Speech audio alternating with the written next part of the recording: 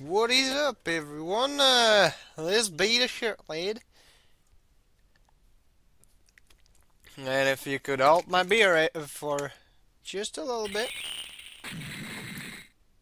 gonna try and get things a going. Cause this here, fellas. Oh, whoops, misclick. Wanted to launch get a beat instead. Anywho,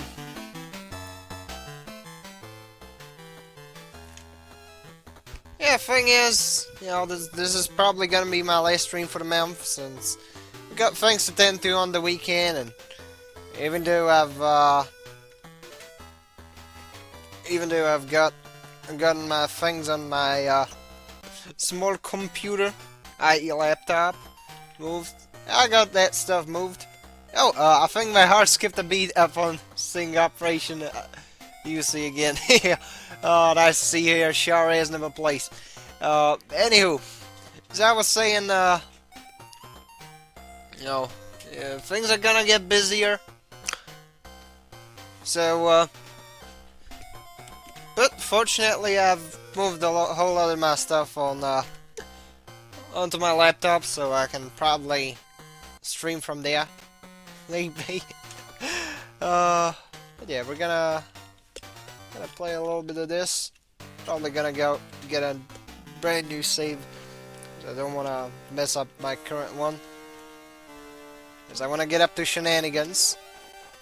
I don't want to, as stated, mess up my old save. Now, yeah. It's,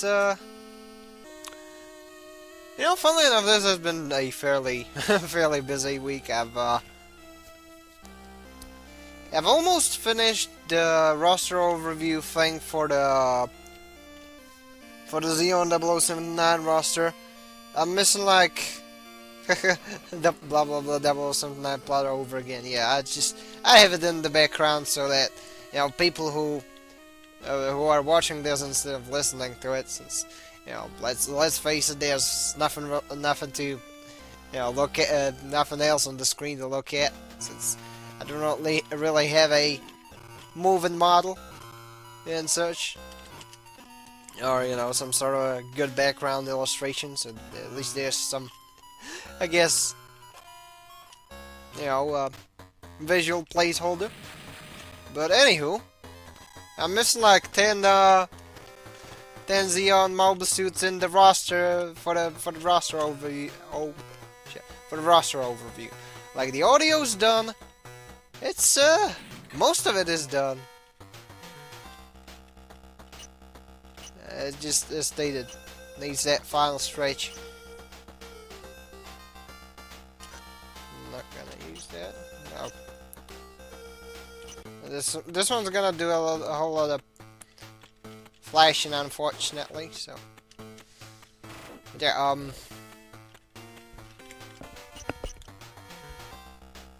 honestly, I just wanted to open this up so that I can make the Zaku tank once again, because it's silly. Okay, so got more dudes in the stack. Now, obviously, you know what? Fuck it. I'm gonna dodge that.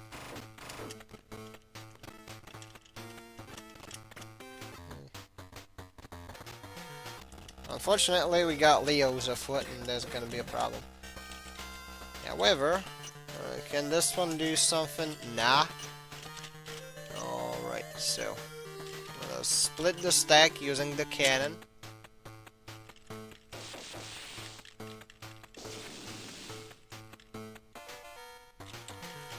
Good. Now this one's separated. So what we're gonna do is that we're gonna damage it. Just a tad bit. Off. Okay. This guy's dead. And that kind of solves one of the problems. But makes a few more. So let's just... No. Holy shit. Oh! Oh my! Oh my! Someone dropped in that,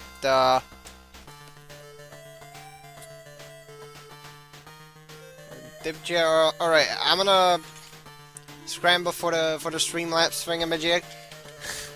Cause I habitually forget to open that one up. So just give me a second. I'll go read it out. Yeah, Rip G. Now I tried to get that guy captured, but it didn't. Oh, what's up, Kenzie? Yeah. Hold my beer. I'll be right there. Again.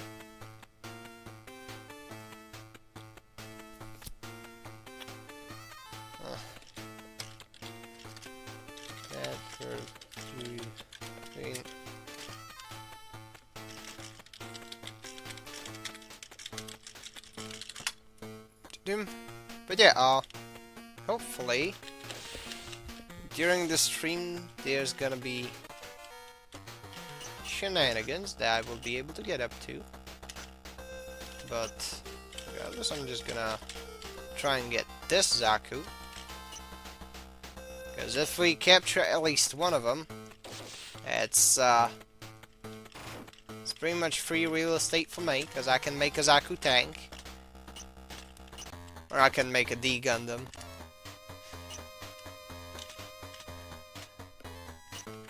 Today's it's mostly gonna be like a more talky stream. Like it's gonna have some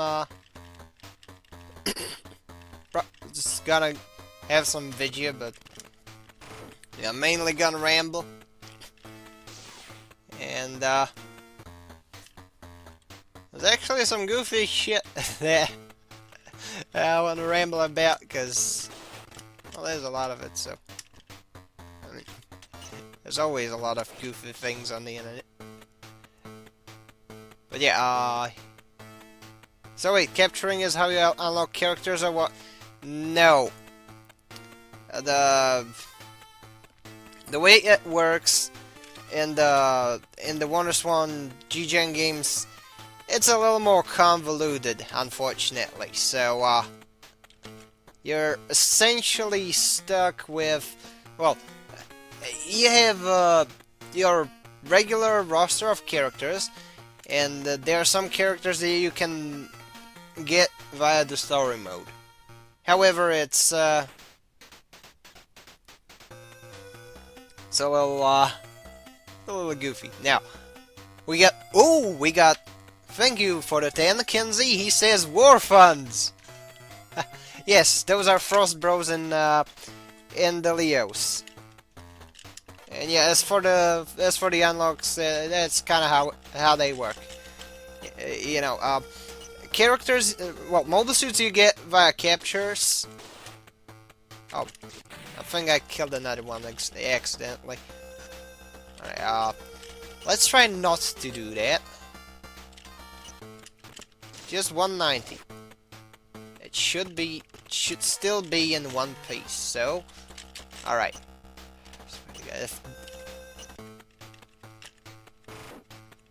Oh no, didn't work. Well, fortunately, I have the power called saves coming, which I will proceed to do. Okay, you're mine now, Zaku.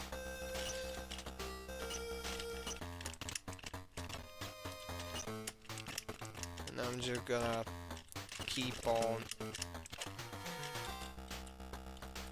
getting these, because I can.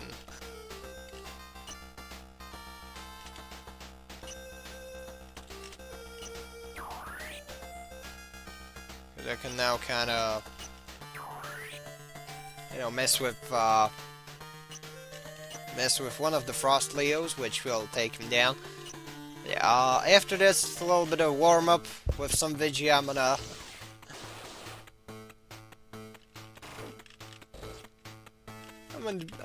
be doing things, thingamajigs.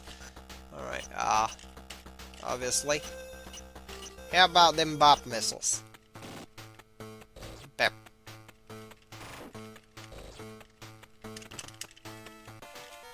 Yeah, those, that's the thing with, the... I don't know, I cannot capture them, that's a shame. But yeah, these are pretty much your like crossover GGN games. That's Getter Beat, that's GGN Advance, a couple others, you know.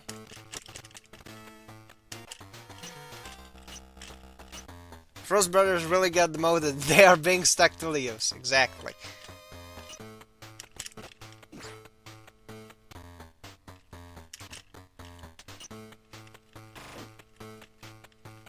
Jobber you were, and jobber you will be. Let us floor wipe.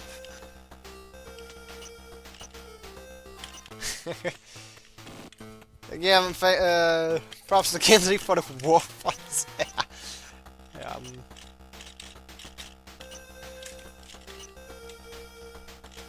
Alright, I will try and get him.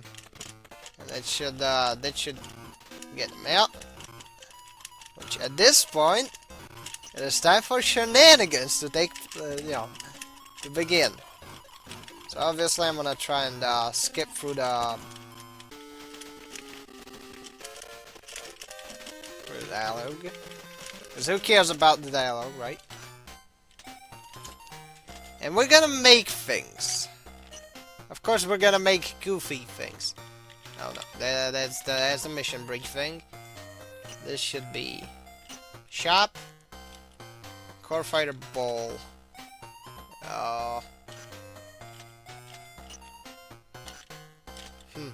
Yeah. Yeah, again, one of them makes them quit. Now, what we're gonna do is, well, unfortunately, we only have these, which is a bit of a problem. However, what I wanted to show off was, well, I can probably remove one G-Fighter. I can probably dismantle one gun tank. And what I'm gonna turn it into is that, well, now that I have treads, there you go, Zaku tank! And we have Gundam GF edition. Because I don't have junk parts, so...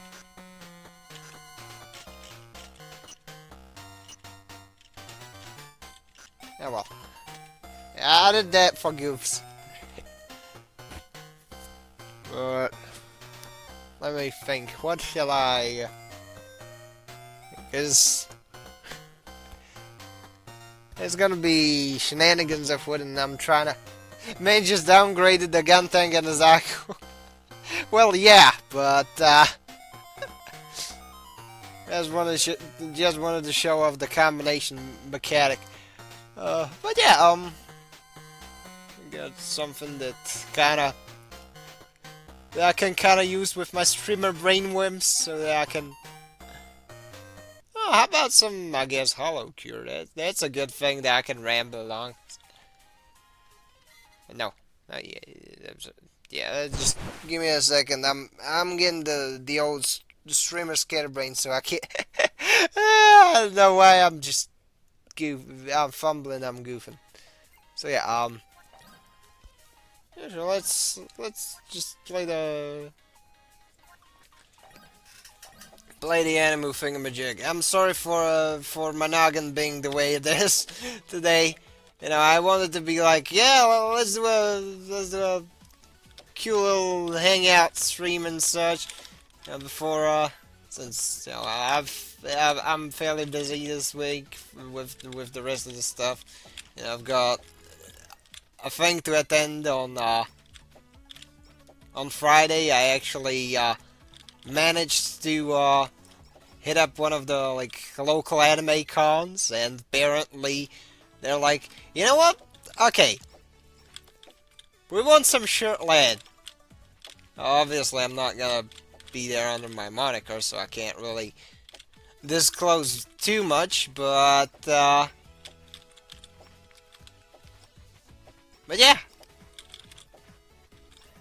After like long and arduous attempts at trying to pester them about them not, you know,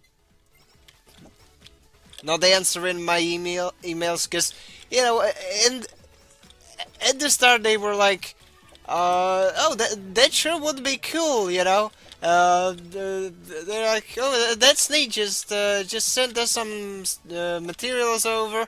I sent them, and you know, I haven't heard from them for a week. So you know, at that point, you have to go like, you know, you have to be a little more persistent. Like, you know, that's cool and all, but um, I hope you haven't really forgotten about me. I mean, I know I got the green light, but you know,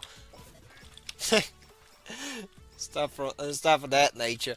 And well, it paid off. I'm gonna be on the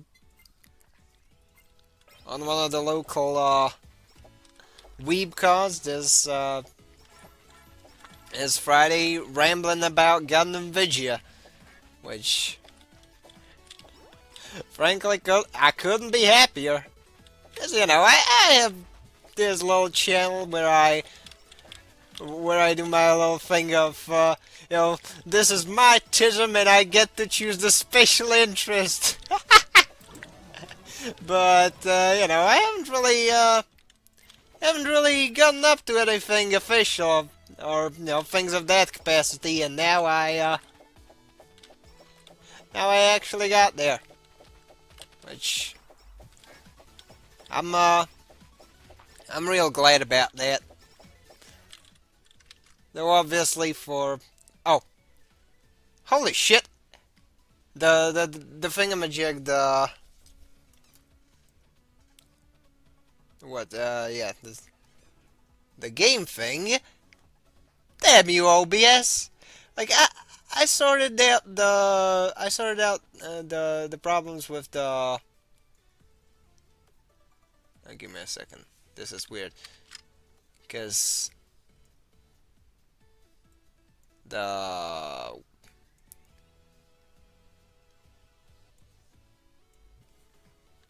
Alright, this is OBS being silly. Sorry I robbed you of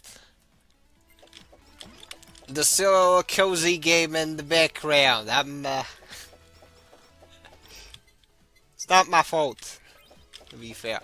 But, regardless, there's that thing that I'm really looking forward to. Also, speaking of, about, SD Overworld, at least it's not the shenanigans I do with SD Overworld. Oh, that's cool, you got the custom BGM, working. Speaking of custom BGM features, if you now that you know how to do custom music in Overworld, you can pretty much do Gundam Assault Survive custom music the exact same way, which is nice. I've added some Bottoms music into mine, or into my copy, and then I kind of forgot that I have my music off, so that I can then, you know, record the gameplay footage and add whatever music I want to add there. So I'm like, okay, I think I just did that for nothing. But you know, it is a feature. And, well, I mean, the Gundam Assault Survive itself, it has really good, tracks of its own. I mean, it has some, I think it has some game originals alongside some really impressive, PS2 classics. Such as, you know, the tracks from Encounters in Space, not sure if there's anything from Lost War Chronicles, but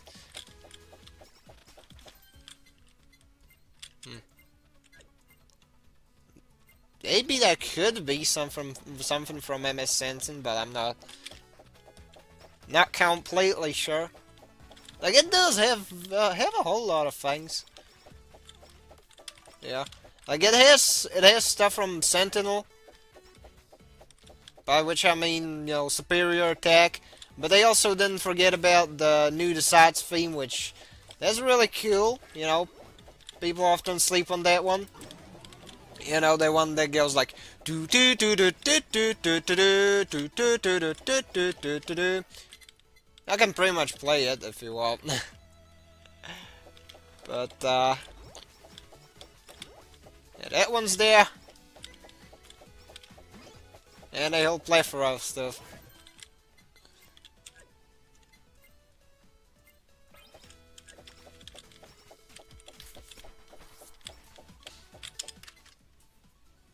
Funny thing, I used some Assault Survive OST for my custom music, and as the overworld like the game original boss theme.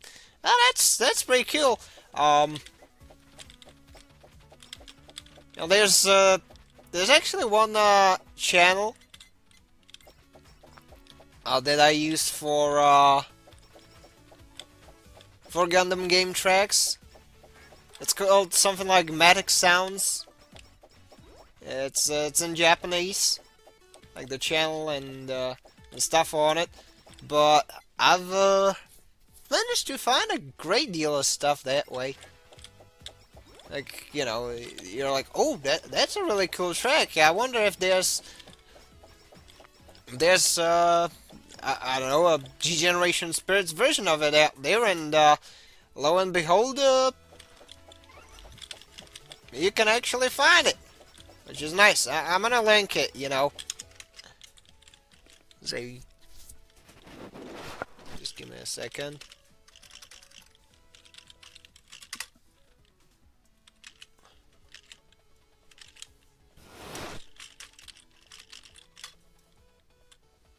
There you go. Linked it in the chat if you wanted to go check, because he's I mean, I assume that's a guy. I mean, he's running a it's a JP channel and he's running a an icon of reroutes from Gundam Sentinel, so but regardless, you know, like the fellow's got all sorts of things there. Like even the G-Gen Spirits covers of Lost War Chronicles tracks. Even the, you know, covers of covers of covers, which is technically, you know, Sharp Fangs from Rise from the Ashes, which then got remixed in Lost War Chronicles, which then got remixed in G-Gen Spirits. You even get those. Even the game original ones, such as the game original track 1 for Gundam vs. Gundam.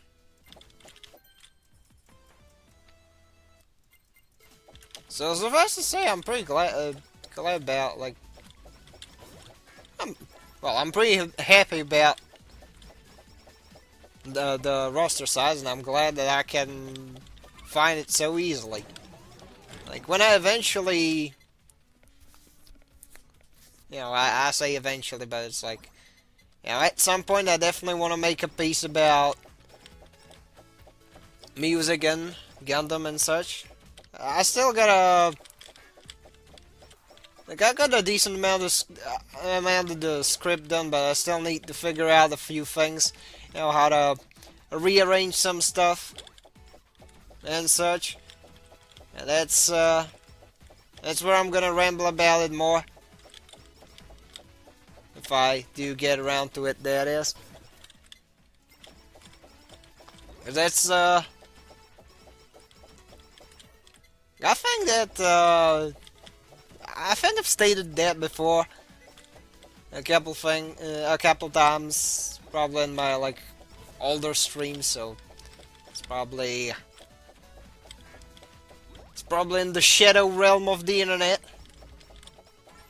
at this point, but I think that there's something to be said about a game's score.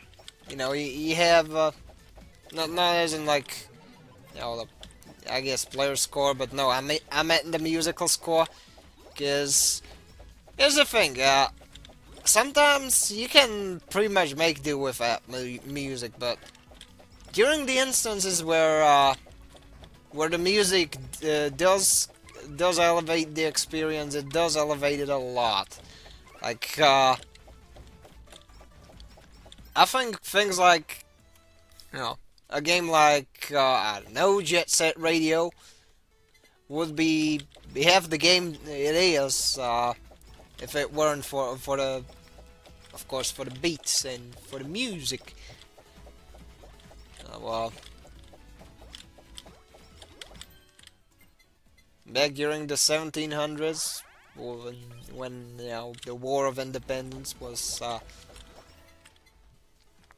going on in the states, I'd wager, if I think the musket lines would have probably been far less efficient without that drummer,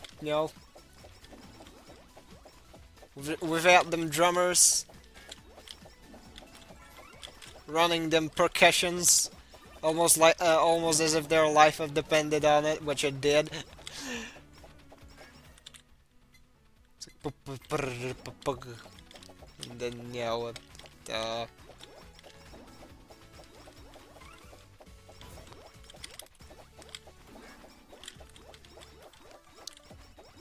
I think that's, again, as far as things that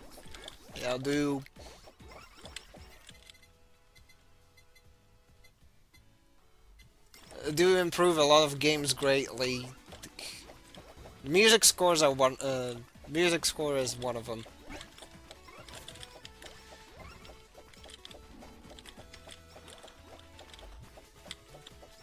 Like I'd wager that if this didn't have this like catchy earworm thingy, I think it probably wouldn't be one of them games that you just turn on to kill time and you just vibe to the score. You do your funny projectile things and all is well, all is in this like complete zen-like serenity. And it kind of just sinks into the background.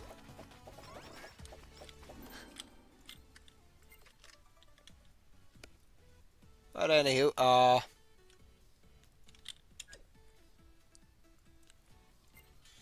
now speaking of sinking, well, there I go trying to die onto one of them tangents which I've written on my notes. Yeah, I swear it's I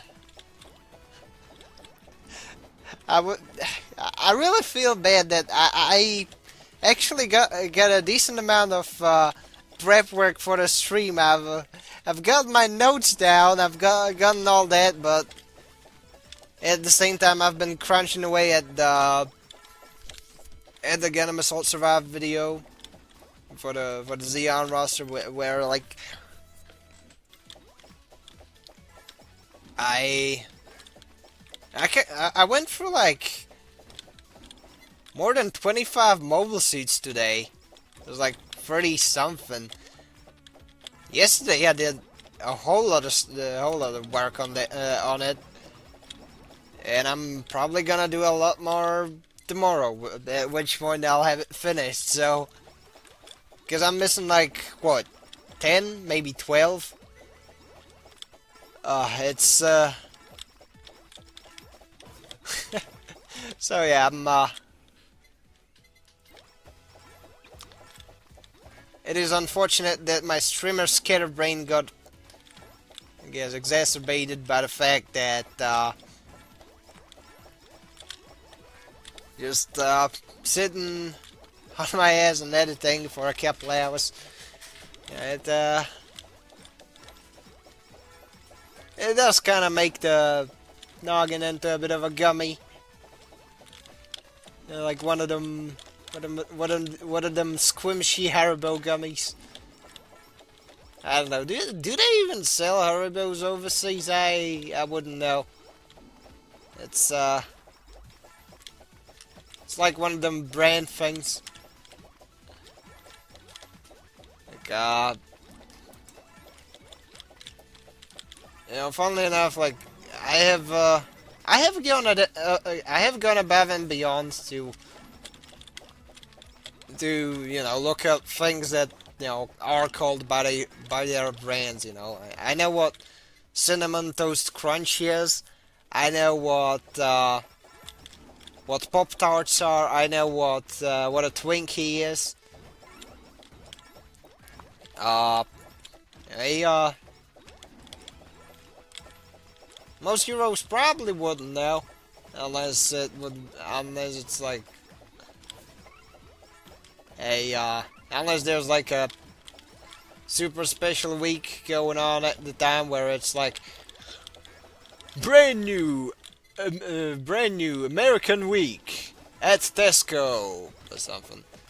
There's this German retail chain. I think it's German or Austrian, which also operates in my neck of the woods, which does these constantly, where they just change up the package on the stuff they have excess of, and obviously they're like brand new American week at this and this at this and this store, and it's just like, oh yeah, we have changed the package color on peanut butter. Go buy. Please give us money. And it works, but for what it's worth, I do find it funny that it's like, yeah, like most people don't know much about things. Which speaking of like, yeah, on the note of like, I guess regional brands, that would probably be a good way to put it.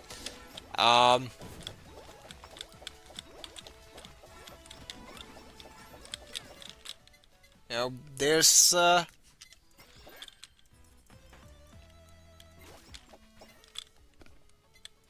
just give me a second. Gotta restart my brain, because here's the thing. Again, as far as like region-specific stuff goes, because I mean, like,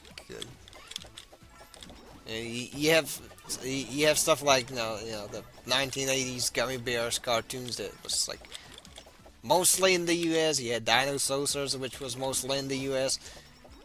Such was also the case with, I don't know. There was this one show in the early 2000s called Monsters and Pirates. And it was made by an Italian toy manufacturer, I think. And if I recall correctly, they struck a deal with the Kinder Egg company. That's I doubt there's people who don't know what Kinder Eggs are, but they're pretty much just like these little eggs. In Europe we have them, and it's like a big chocolate egg. It's from like that crappy chocolate you can get in retail, which is like milk chocolate, but most of it is like super artificial. And then under that you have a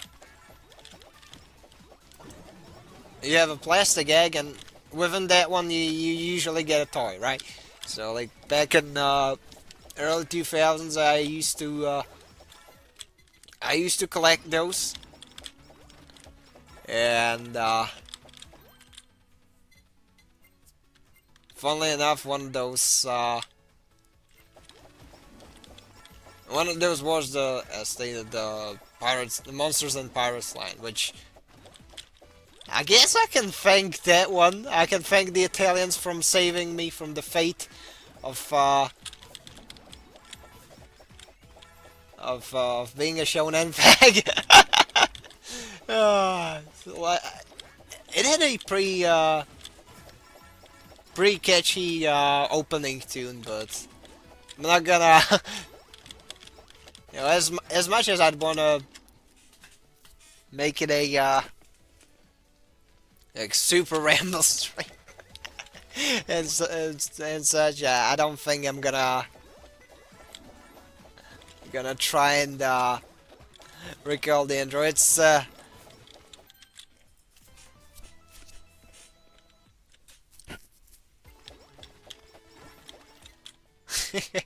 it was super silly. You know, it's like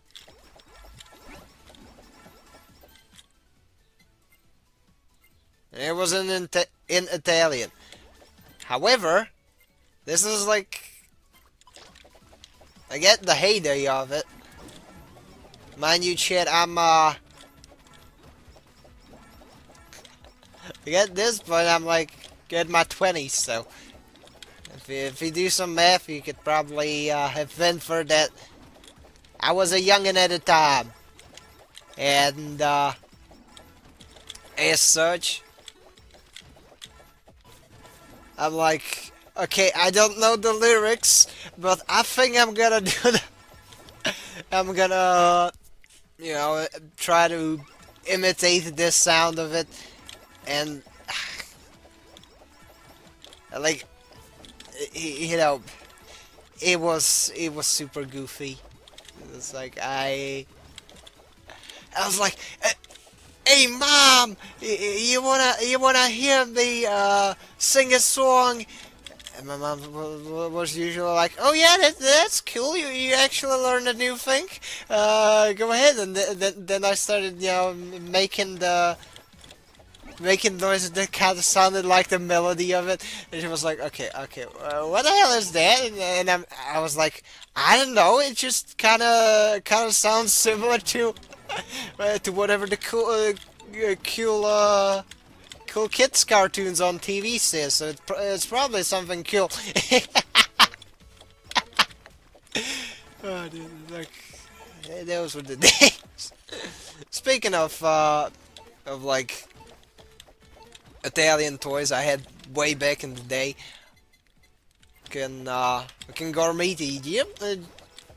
I don't know whether those were in the States, but dude, that was the thing back in the days. Like, in the limited capacity, of course, there were the Bakugans. There was Yu-Gi-Oh. There was, funnily enough, we had Trash Bag, which is an Aussie brand, which that's a bit funny, but Gormiti were the shit. They was like, ooh, there was some primo content. We had like a lot of those. Again, that was just another one of those early 2000 things, which didn't get as much of a like release as they should have. Which kind of reminds me of the Wonder Swan, which, yeah, I don't know what band I was thinking, just, oh yeah, how about we take this really cool console and not ship it anywhere else? We're gonna make it a JP only thing. And then they were like, then they were baffled that that the Game Boy Advance killed their console on the spot the moment it was released, which I think it's a bit of a travesty, because frankly, and like, as far as specs went, the the Wonder Swan, like the regular one, was pretty much, it had much better ergonomics than the standard Game Boy. It definitely had much better processing power and battery life, on top of other things. Super like, as they like, blowing the regular Game Boy out of the water. It was pretty much on par with Game Boy Advance. which that one came in like just a couple of years into the lifespan of WonderSwan Color, but at that point it still had better battery life, and again, I know that it's probably because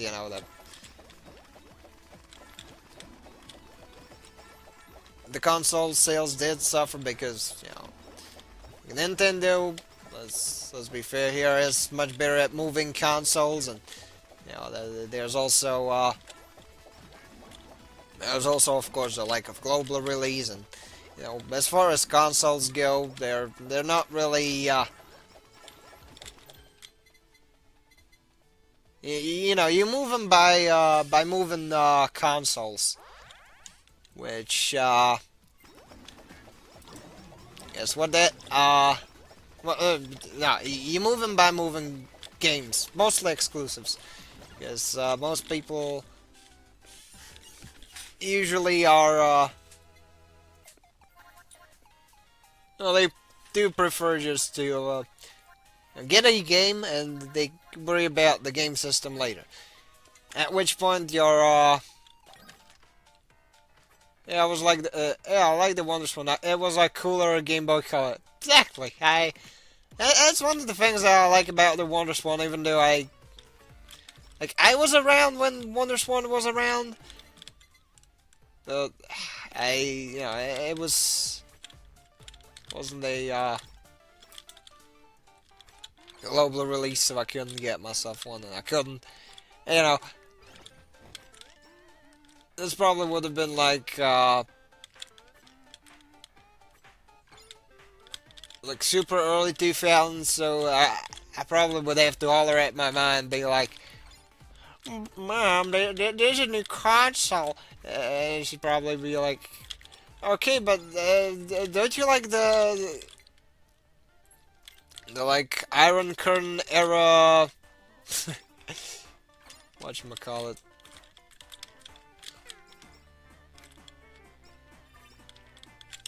What is that skill even for?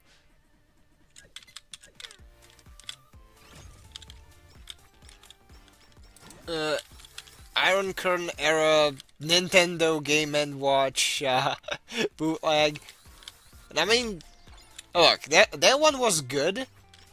I had a lot of fun playing that one. However, it didn't really beat the real thing. I wanted to... I wish I knew of it back then, but then again, I was just a wee little lad, so probably would have gone over my head. Let's be fair here. But yeah, there's also sorts of like pretty neat tech that just was forgotten about.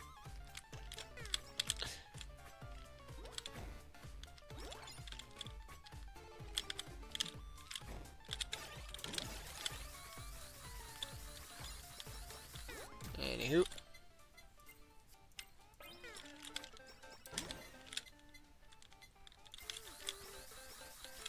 Back to this, right? I need to pull up my.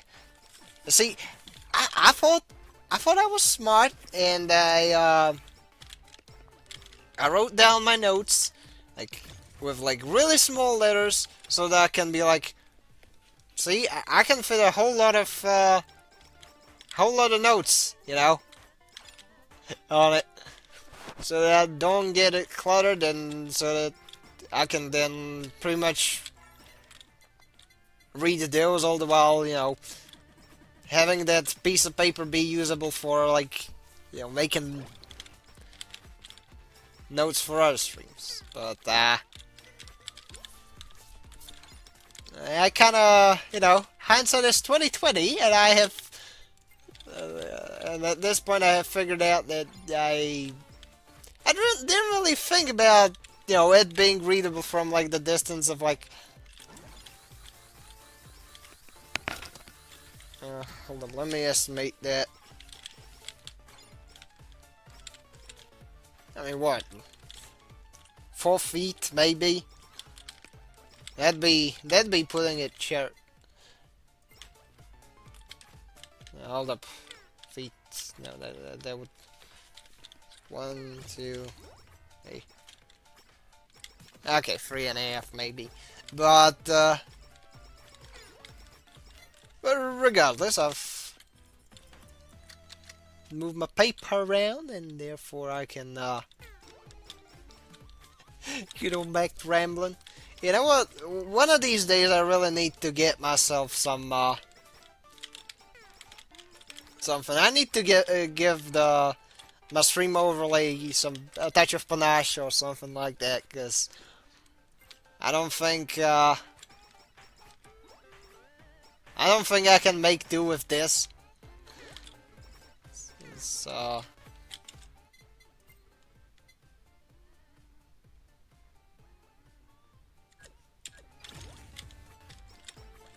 since, you know,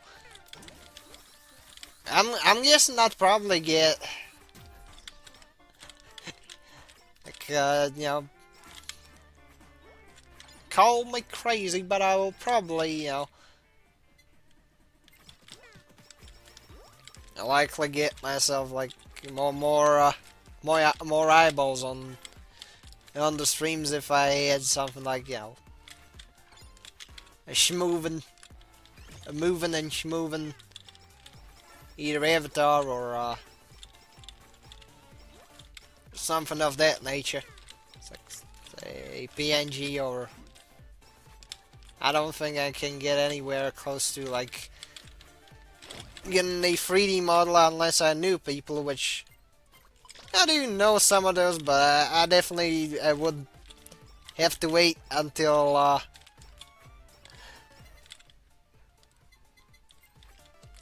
I've saved up some scratch, because I'd probably want to you know, pay them a decent wage for their efforts. But it is there's definitely something to be said about like the presentation quality and my lack thereof, but you know, it's one of those things.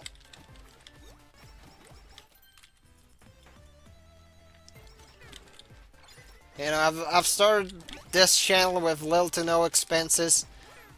I will probably continue to do so. Just I mean, like over time I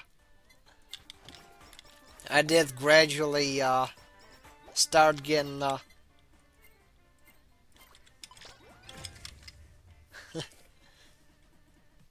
did gradually start, like, you know, working on upgrading stuff. Like I mean, it didn't cost me a dime to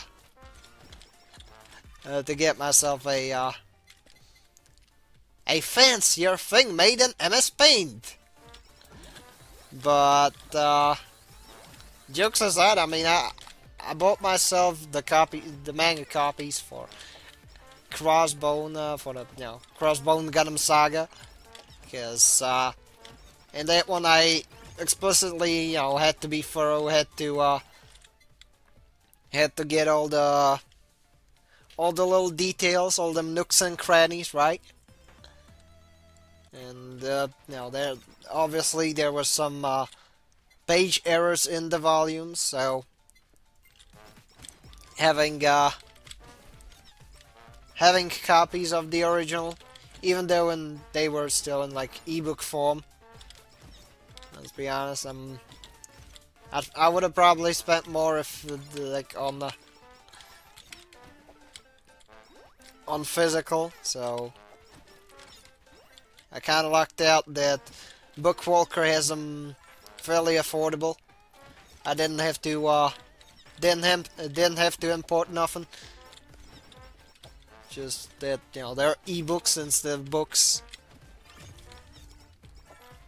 Now, speaking of books, I did get some for my birthday, which I'm pretty glad about that.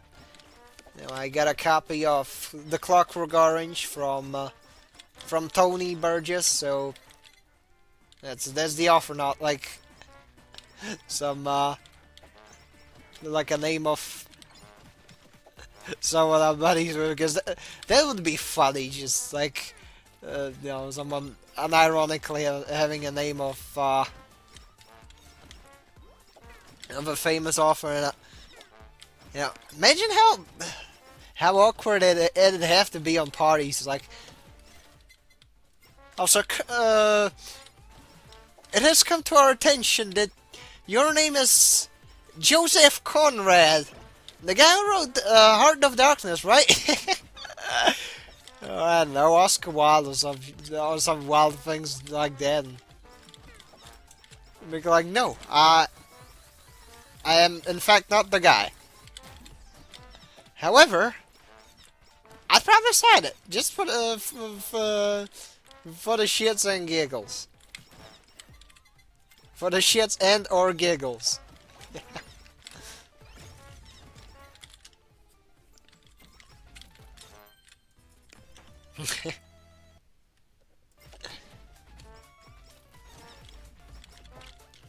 There's been, but like going back to stream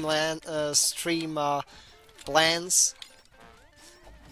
I can technically kind of interconnect this with like my side tangent on both, I guess, how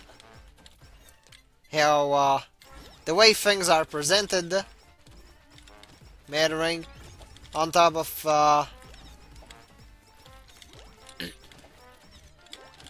the like tuba stuff in general. Like here's the thing, like, admittedly, I do watch VTubers, right? Like, I mean, who doesn't, right? And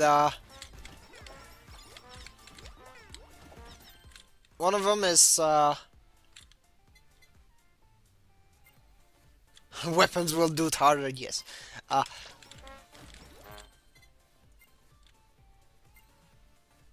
It will be harmful if it does any louder bass. But yeah, I like one of them that I've been watching a whole lot lately was Kirsch. It's a tuba from Boston, and that's also like one of the ways I found out about the Crime Boss Rocky City game, because that started on Epic, and I don't particularly I do not particularly tend to be using the I don't particularly tend to use the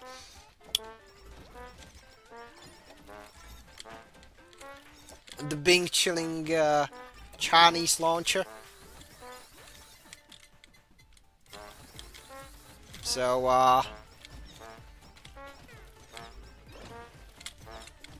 so yeah,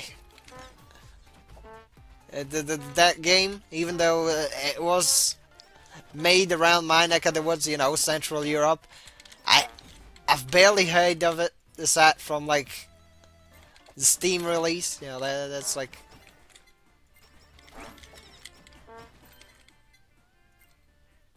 one of those things where the streamer slash the tuba, the VTuber. No, that one got on my radar roughly around the time the game got released. So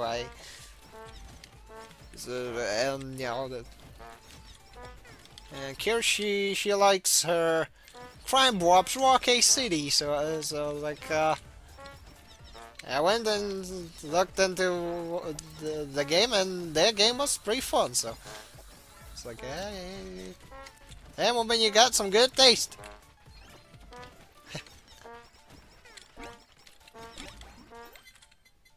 But I mean, Regardless, I found some internet insanity, and you fellas know yeah, I do love myself some internet insanity, 'cause you know she's got a server, and on that server there's this tab called Stream Suggestions. And generally, there's a whole lot of like interesting things, like you know, when there's some fuckery on the market, there's generally mentions about that. There's all sorts of cool news topics, you know, general like interesting like stream suggestions, right? And apparently, one of them things getting posted was like one of the things that has been like briefly on my radar, cause like, look, you probably know that I'm a Euro, right? I live in bumfuck nowhere, Europe, Central Europe, and there was this one site which is now defunct, which has been briefly on my radar. It kept. It was always advertised in like, you know, back in the day I used to do Duolingo a lot, so it just popped up in the ads, and it was something like super dumb, and apparently there's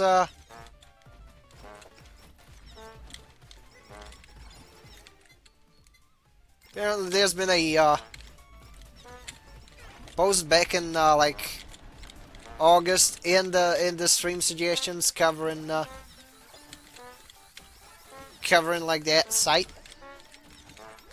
You know, it going like it being a full-on post-mortem for it. So personally, I'd like to look into that. It seems like a fairly worthwhile endeavor. You know, that's one of the things I planned for this stream, to take a look at the Google Doc, which I still will. I will also. Oh, howdy, Barry. Now I'm just going at it with my usual rambling, and playing this little cozy game so that so that I can kind of conduct my thinking and talking, I guess, away from thinking about the video, because when I think about the video sometimes, when I've had a longer day, I usually get the usual yeah, I tend to get the usual streamer scatterbrain where I'm like,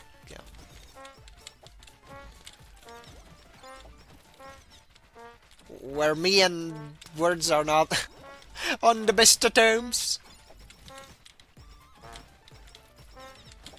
And then the rambling really sounds like a rambling. Which, speaking of fatigue...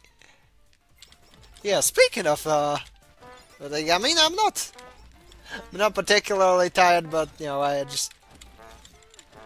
Again, I spent a whole lot of time on editing the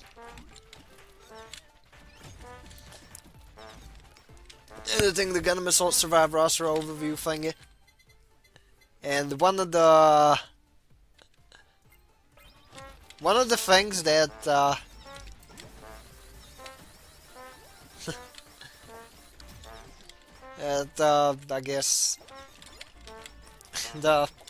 I guess the thought of being tired while streaming. Back in the day, I was with them Boy Scouts.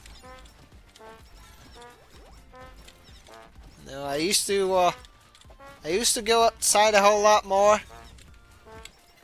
and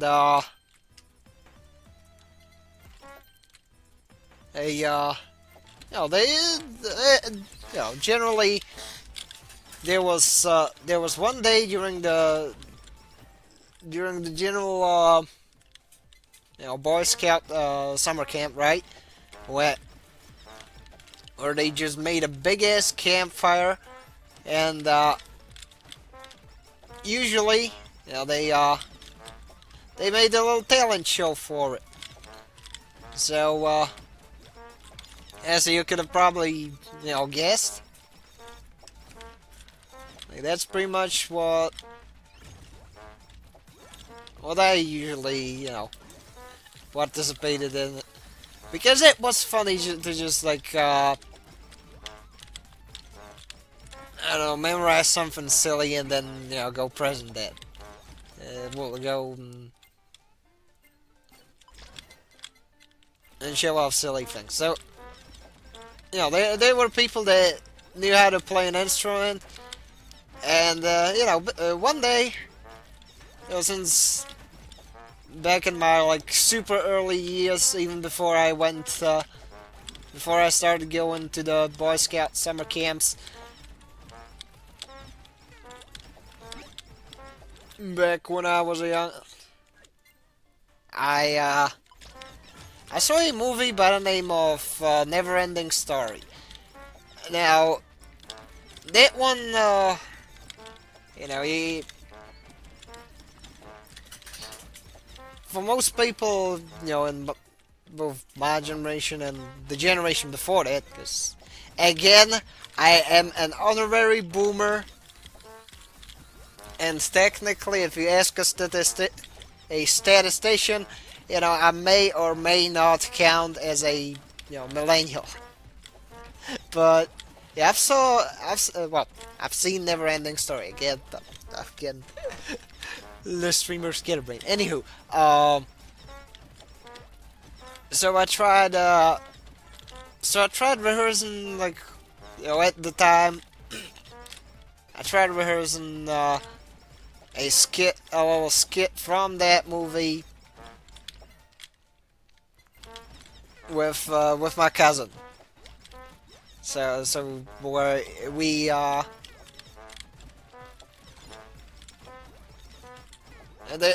was this like bit at like the start of the movie, Never-Ending Story, where you have one of the characters again. I haven't watched the movie in like forever, so my memory ain't as clear as it used to be in as far as that goes. But there was a spot where two characters were like conversing as they hit somewhere, and one of them was the like super hairy dog, and so I've as such I've decided to go like, all right, let's get this thing going. Let's make this into an actual thing. So I obviously rehearsed for it. I tried rehearsing with my cousin, but I guess what, he bailed on me. He fell asleep at the campfire because we must have been like, I was like, what, maybe like 7. He was like 6, so obviously not too conducive to staying up late, right? And so I was like, it was my turn. I was gonna have to like do the funky skit, but he was sleepy. He was like, let me sleep just 5 more minutes, and that if you let him go off to slumber now, he's gonna be up in the morning. not in those 5 minutes. So I'm like, okay, okay, fuck it. I'm gonna improve. I wanna do some improv. So if I recall correctly, there's also this spot in the movie where one of the characters is trying to wake up the flying dog.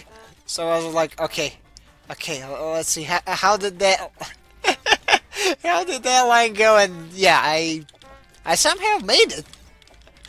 You see, clearly, my fellow actor, which he immersively fell asleep.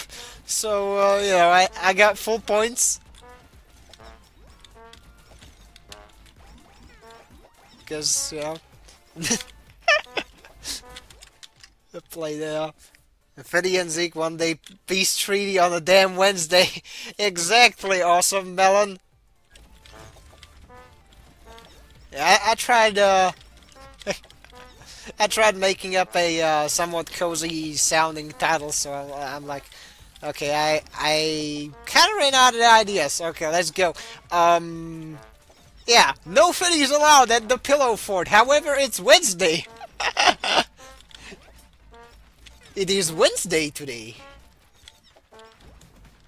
If it was Friday, I would have been like, today it is Friday at California. Huh? Shoot. Oh no. I just lost half my HP. But fortunately, I healed back up. Oh, nice. I cleared that one.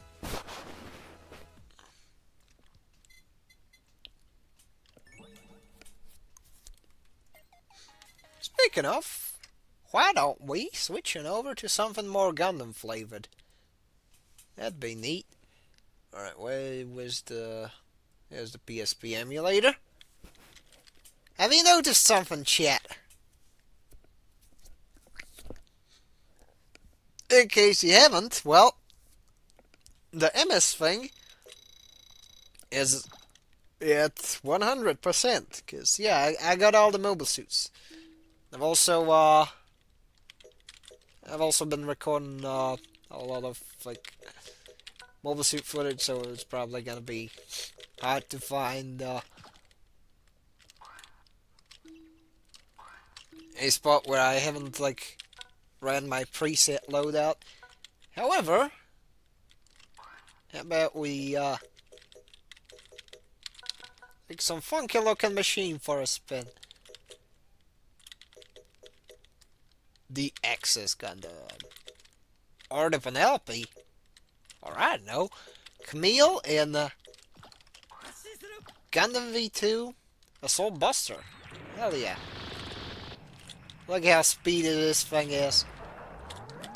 The best part, honestly, is the fact that this thing has both an eye field and a shield. I think I can actually make something even more disgusting.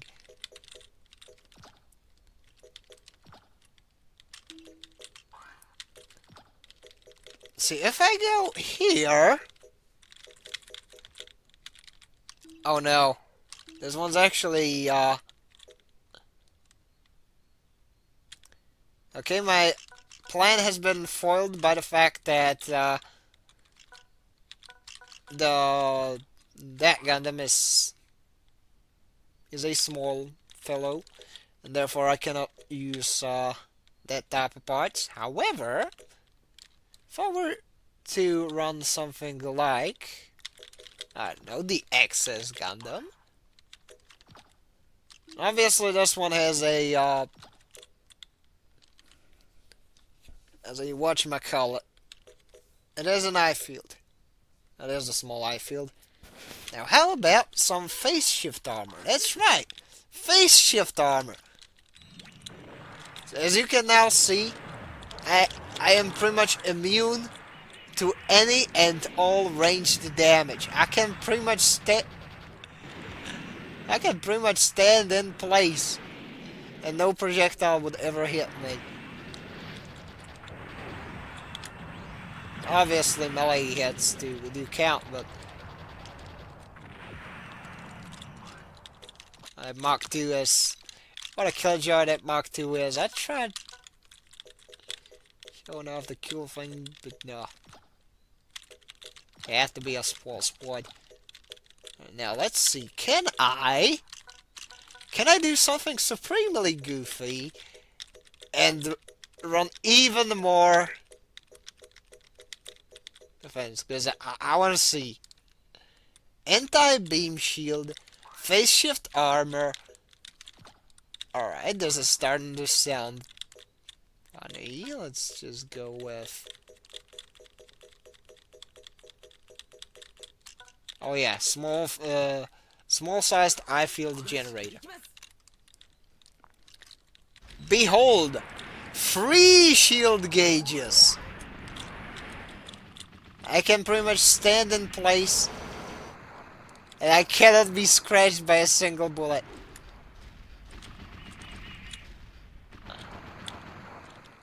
That's right, I have accidentally unlocked immortality. Behold! I literally cannot be hit.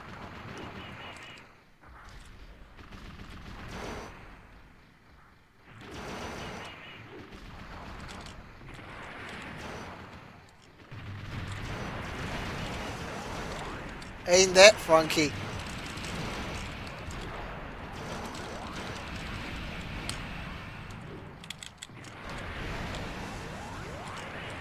Like, I can do high met burst attacks, I can get shot at by a tank. Okay. Come here, Magella, attack. There you go, I've taken no damage. And funnily enough, thanks to the fact that this is a N-Jammer Canceller mobile suit, it never runs out. It never runs out. Yeah, I just wanted to show you how silly this game can be. With like end game parts, if you put them on top of a mobile suit. And I have charted all the parts.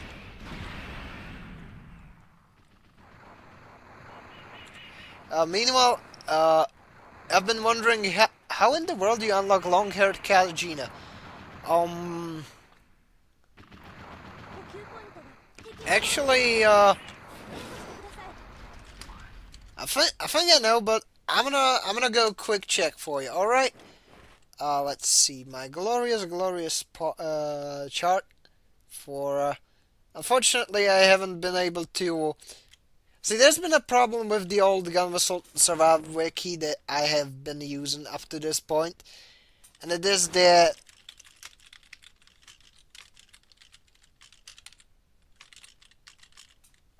that one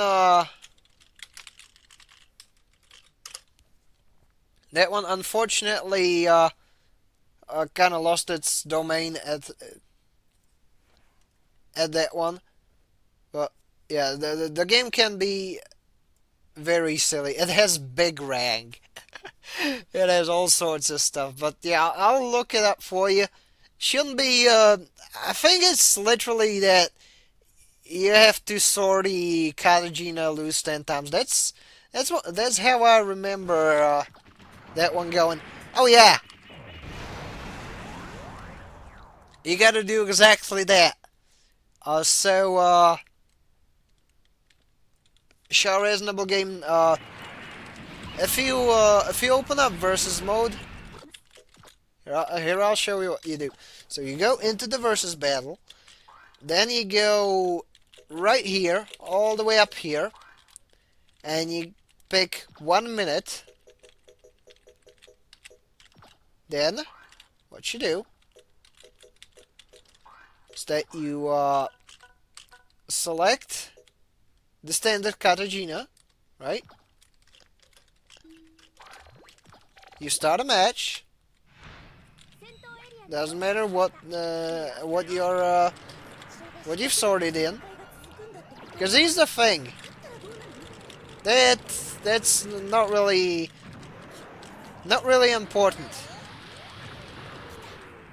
Now that is for one reason. You literally have to go for 10 sorties total, which can be in any stage. And if I recall correctly, you don't even have to win, so you can literally just go do this. And then if you're playing this on an emulator, which I am going to assume that you are. I mean, you might be one of the few that is actually importing their stuff, but I really would not want to pay real Warhammer prices for abandonware. But yeah, you can pretty much just set the time limit to like 1 minute and run it with nothing but Cartagena 10 times, and you're golden. Yeah, no problem, sure. I'm happy to help. And I'm always happy to help. Like, one of the things that I definitely wanna achieve with this channel is to kind of proliferate the knowledge of Gundam games, because I do find it neat, and you know, it's probably the best thing, probably the best I can do, right?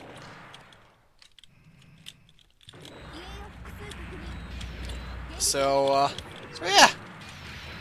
Alright. Funnily enough, there's also why I also try to getting onto the local anime con. I know it's not much. I know that there's probably like bigger ones in places like you know, in big places like Austin, Texas, or you know, San Fran, Cali, because everything is in goddamn Cali. I'm sick of it. I really am, because jeez, like, if I ever wanted to go to the US,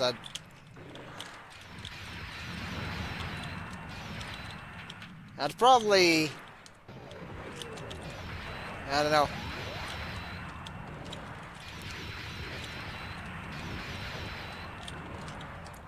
Probably wouldn't want to go to Cali though. It's probably, because their one doesn't seem oh, no, it's not. It's giving me bad juju.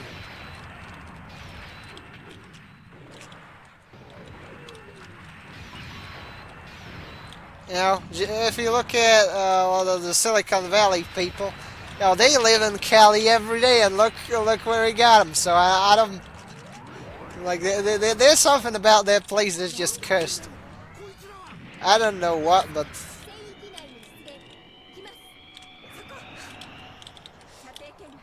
there's definitely shenanigans afoot now. I don't know, like, there's probably some cool places in around New England. Some places in the south that are cool.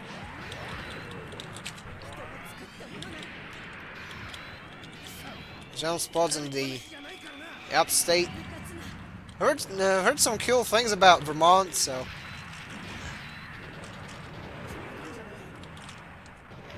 I don't know.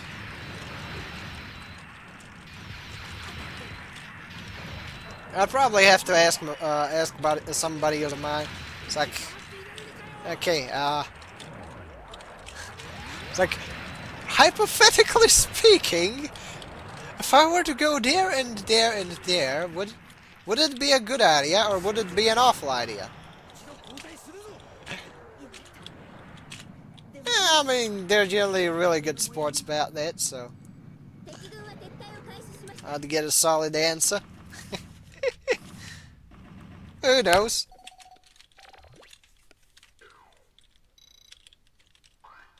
Maybe they'd be like, yo, you should definitely check up upstate. You should definitely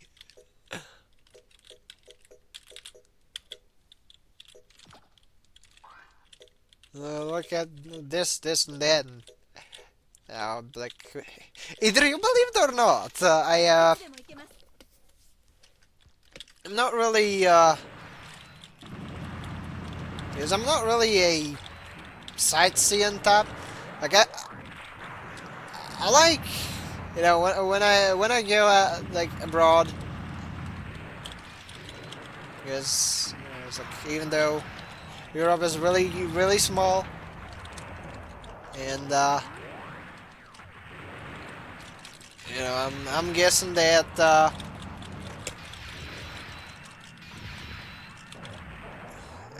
I don't know, a trek from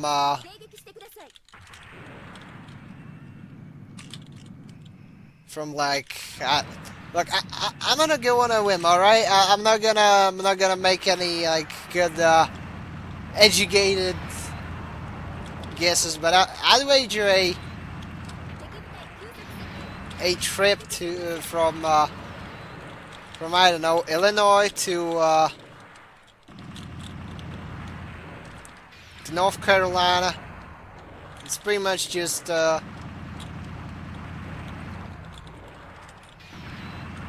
full-on holiday trek from my neck of the woods to I don't know, Serbia. It's one of those things like.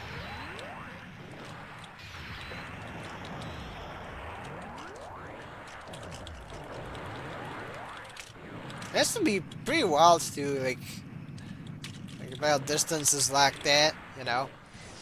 You get a whole ass continent that's just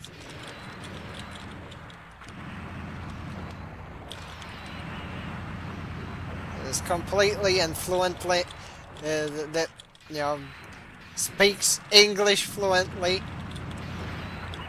You got no ESLers down there. Well, I mean, for the most part.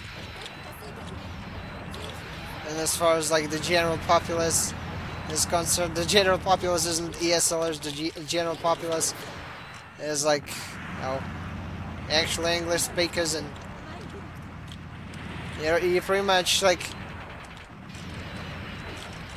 have like entire regions that they're like. You look at New England, and you, for example, and you think like. I don't know, about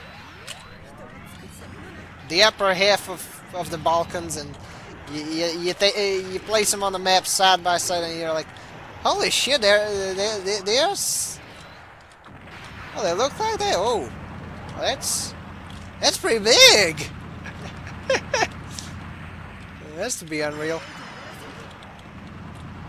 especially from I guess the lens of like, you know, people getting used to the opposite. Because I mean, I can definitely like, you know, when I was in Japan, they love their little, you know, train systems. I do too. Like you know, going from one end of the islands to another, just in a cozy little train. That was fun, you know. Taking a train from Tokyo to Fukuoka. That was fun. That was a whole lot of fun. But you know, it was. If this was like even remotely in Europe, it probably would have been like, I would have passed like 2 or 3 countries by that time, which again, you know, it's not one of those things that if you kind of, you know, step back and look at the scale of things, that generally like it gives people a whole ass new perspective on things. Which, again, that's one of the drums that I've been probably beating a lot in as far as And as far as like my constant rambling about, like, yeah, self-improvement is very good. You should do it. I should do more of it. I should probably get myself an accountability buddy who will get on my case for not exercising every single day. Because, you know, again, I've been crunching for stuff, uh,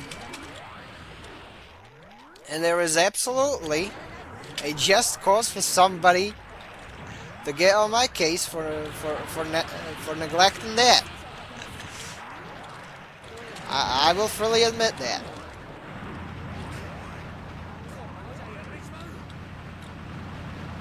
There's been one things that I wanted to go on a tangent about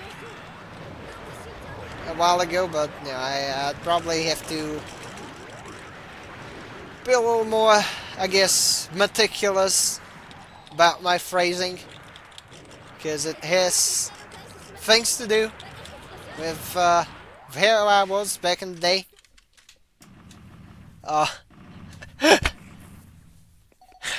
Rogue Newtap says, I'm a feddy and I'm here. I can tell you from New York to Florida, it's like 10 hours. Unreal. Is this a different versus game, or is it the Blue Destiny PS3 game? Sir, this is Gundam Assault Survive from 2010. I do have the PS3 Missing Link game, but I'll probably have to go get my controller for that, and I'm in a particularly lazy mood. Though speaking of, actually speaking of Blue Destiny, I can probably show that one off, because this one has all of the Blue Destiny units. See, yeah, it has the Afreet Custom, the Blue Destiny Unit 2. If you scroll up a whole lot, because the Feddy roster in this one is fucking huge. You get the Space Gem Command and the Ground Gem Command, which technically those would also count as Blue Destiny units in a sense. Then there's like the BD1 and the BD2, and you know what? Why the hell not? I'm gonna show off the BD1.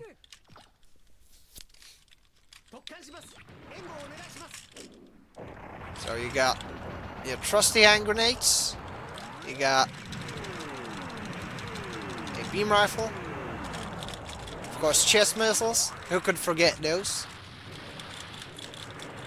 And the thing about the BD1 is that it has a fairly simple moveset in this one. Right? It doesn't have the. I damn near said boob Vulcans, but the chest Vulcans, those. There's none of those.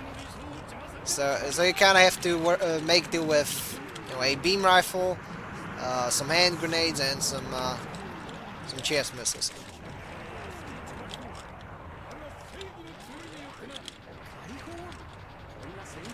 For example, right now I can probably exploit the fact that, well, let's see, Bob has arrived into the adjacent area. Okay, I'm gonna get in there and I'm gonna fight Gato. Also, yeah, here's Bob. Bob is love. Bob is life. Unfortunately, Bob is also dead meat because I've got a Blue Destiny Unit 1.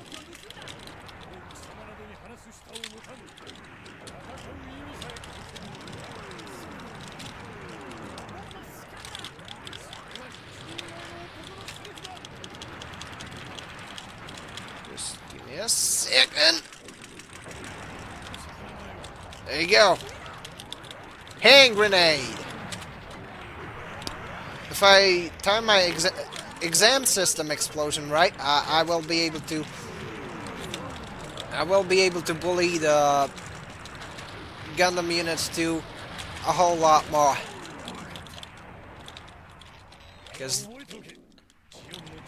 the movement bonus you get with this one, if you know how to do your moving, you can be really fast. There's the exclusive stuff too, like grenades, which none of the model kits or the other games depictions of BD1 have and such. Exactly. It technically has the hand grenades from the whatchamacallit, from the GM command from the Blue Destiny game.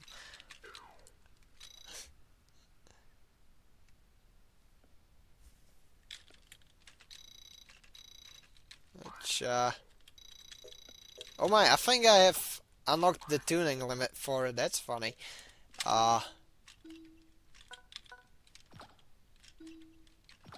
Regardless, I'm gonna run something like the Beyond. Because why not? Because I can. Because once you clear certain things in this game, it unlocks a whole new world of possibilities, such as being able to completely ignore limitations such as the laws of gravity, the time restrictions, and so on and so forth. So you can pretty much run through Shark's counterattack, and in the F91 you can probably shove Exia into Jabro, you can go mountain hiking with a Zeong, things of that nature.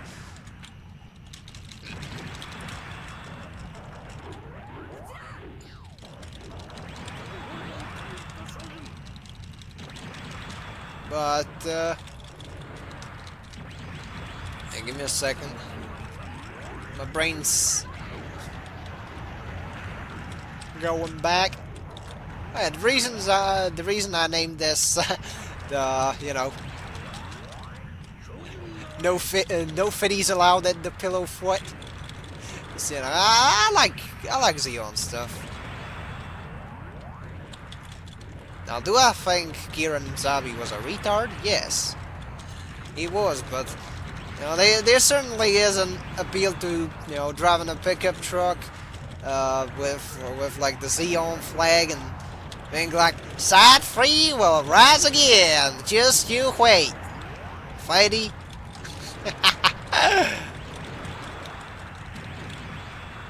That type of dude. It's like, hell yeah.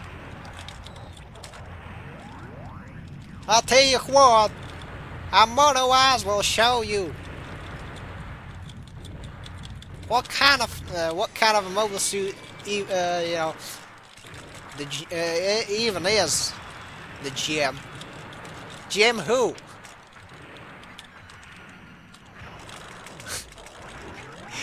That sort of silliness. And of course, I do ham it up for comedic effect, which, I mean, that's, if that ain't like the one-on-one of comedy, if you don't know how to make something absurd or, you know, funky, sometimes just have to ham it up. Though then again, you kind of have to. You kind of have to gauge at which point something is getting annoying, at which point it ain't. It's you know, it's one of those things that you kind of ought to figure out. That's why I kind of think that is generally it's generally not a good practice to a priori you know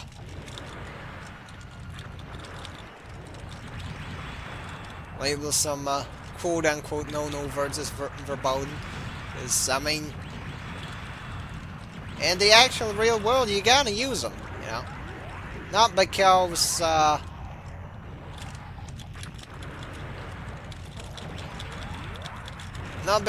you know, you're some kind of a filthy, uncivilized barbarian that just can't speak formally and with etiquette, but it's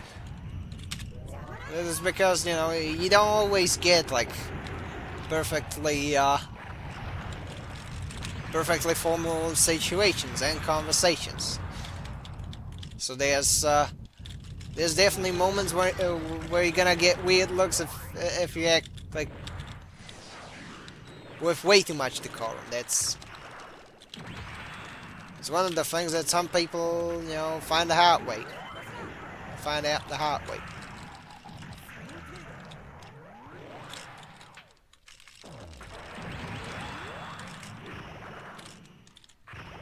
Well, this is one of those things that I guess I kind of knew in some semblance, but you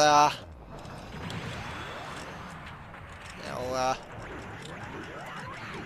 I was later vindicated in this notion. That's kind of how a lot of like, not all of them, but I've had a decent track record with like thinking based on those thoughts, kind of presupposing something, and being like, yeah, I was not. It's not too far from the truth.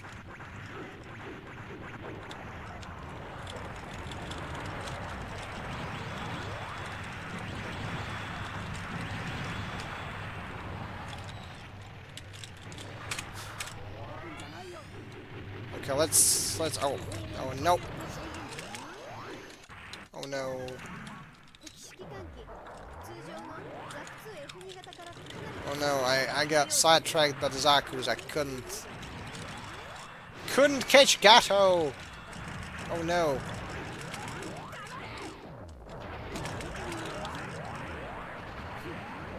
Wow, I frame blocked that guy. I stun locked the like mini boss unit via the damn button. Then I was like, okay. My brain was like, I am die. Thank you forever. I'm packing my bags and leaving this Friday. Yeah, I can definitely see the correlation between ZR Remnants and Confederate Remnants, ID. Yeah, that's pretty much what I was getting at.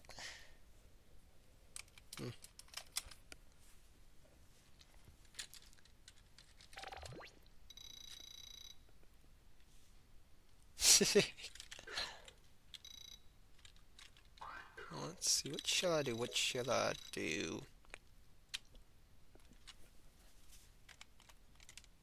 I guess it wouldn't hurt to take a look at the aforementioned internet insanity that I promised that I'd take a look at. Well, promised a couple of hours ago, but still.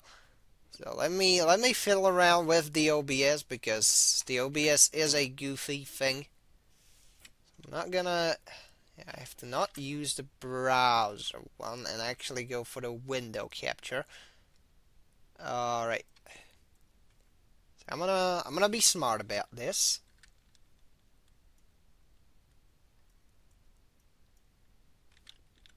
And just skim a little bit off the top. Where is it? Okay, give me a second. I need to do not capture cursor. Right, and I can now kind of get this. So this is a Google Doc, which stated I found out in some like internet insanity shenanigans, so on and so forth documentation. So let's briefly turn this off, and since I'm a Euro, I might as well cover this one, because as stated, it is silly. Now let me get my cursor again. It briefly disappeared, so I had to alt tab. Now this is some stuff related to happenings. This, like, I guess, fiasco It happened in my neck of the woods, Central Europe.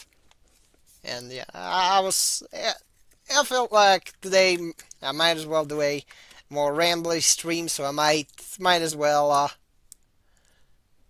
go look up, both look up and cover some internet insanity from like localized Europe, because like usually when people, I found this as stated in the curse server in the stream suggestions tab, and it's a more or less like I guess localized thing. So I thought to myself like there's probably no one gonna cover it because it's not global news, but it is still silly nonetheless. Now let us read. So we have you there, a postmodern of a website. I did not write this for the record. So if there's any like mistakes and such, I am not culpable for them. As stated, this was found via an external source, but I have heard tangentially about the situation. So,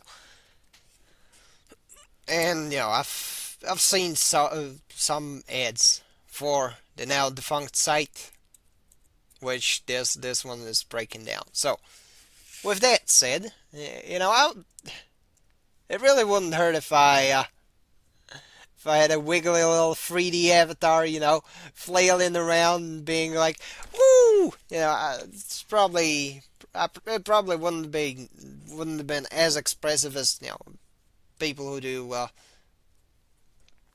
Juba models, because it has no head. My avatar is just a shirt, but still, you would have seen some 4K flailing, well, 720p or 1080p. I don't know.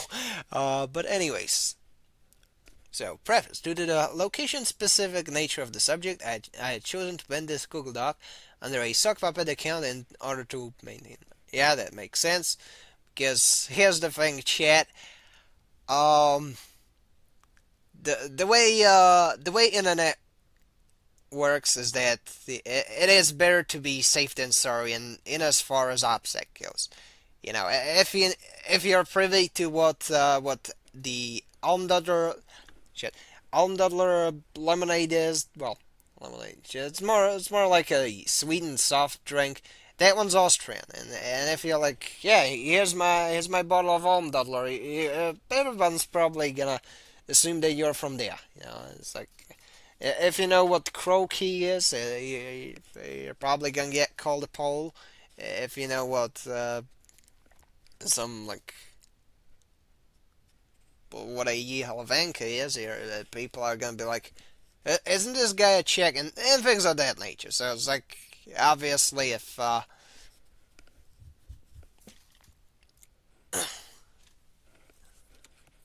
obviously it makes sense the OP has abstained from associating any name with it. Now we got, of course, introduction. On September 24th, South Park aired an episode dubbed Go Fund Yourself, centering the main cast's escapades around a ridiculous startup company which essentially does nothing, yet generates profits by exploiting people's hubris. I'd wager there's many such cases where some jackass beat them to it or tried to enact a plan of a similar nature today. Arguably, such was the case nearly 70 years later, when in 2021, as stated, linked in sources, one guy started a company which came into prominence a year later and ended up a total shit show. It just so happens that in early 22 they had also started advertising the thing proper, and upon seeing myself, it ended with their ads. So I probably also got some ads in whatever the fella was using. I.e., you there sound like a recipe for a disaster, because yes, I'm gonna try and skim this so that he's like the intro for it, because it's just it's silly. Yeah, I just have to get to the hook because it's gonna be super goofy. Yes, I say this is more, this one's gonna be a more of a variety stream. So yeah, tangent aside, uh, really, preface, addendums, introduction, all sorts of stuff. So, uh, the UDA thing was a website in like Central Europe, Slovakia, and it what it was. Yes, I did pre-read this. I did read the whole thing for my own amusement, but what it essentially was a site that would kind of facilitate you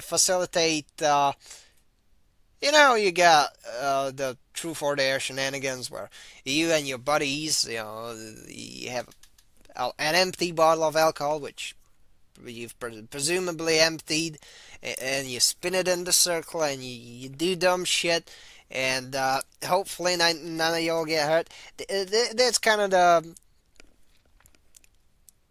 the thing that this like website was supposed to like facilitate, obviously with money involved because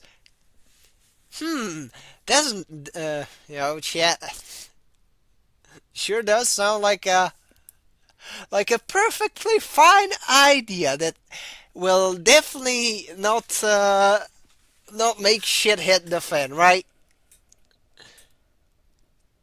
Of course, they have it like the general premise of the UDare site slash app. It's essentially Vine meets Truth or Dare with a bit of Kickstarter DNA. That's right. A big pitch for it more or less boiled down to a service that allows people to come up with any sort of a dare and then crowdfund money to serve as a financial incentive for the dare's target. So obviously you got everything that you know can potentially go wrong. It has already it's already been set up. All right. So there's these like assorted screenshots.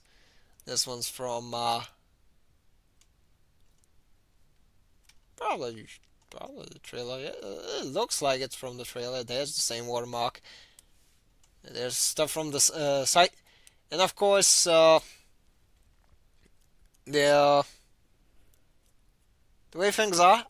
Oh, the guy actually got some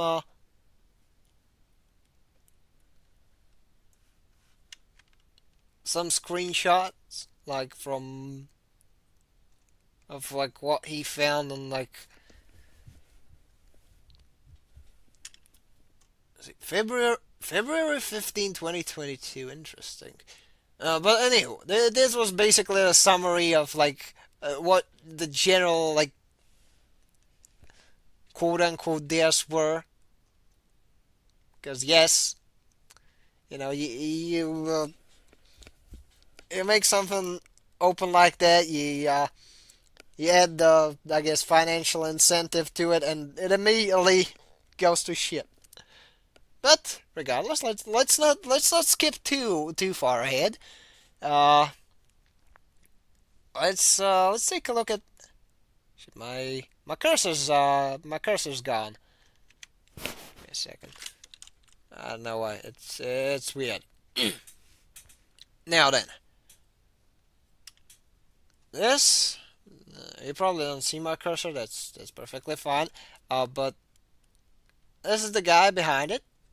It's like Philip Sulik or something. I can't read it. I'm not.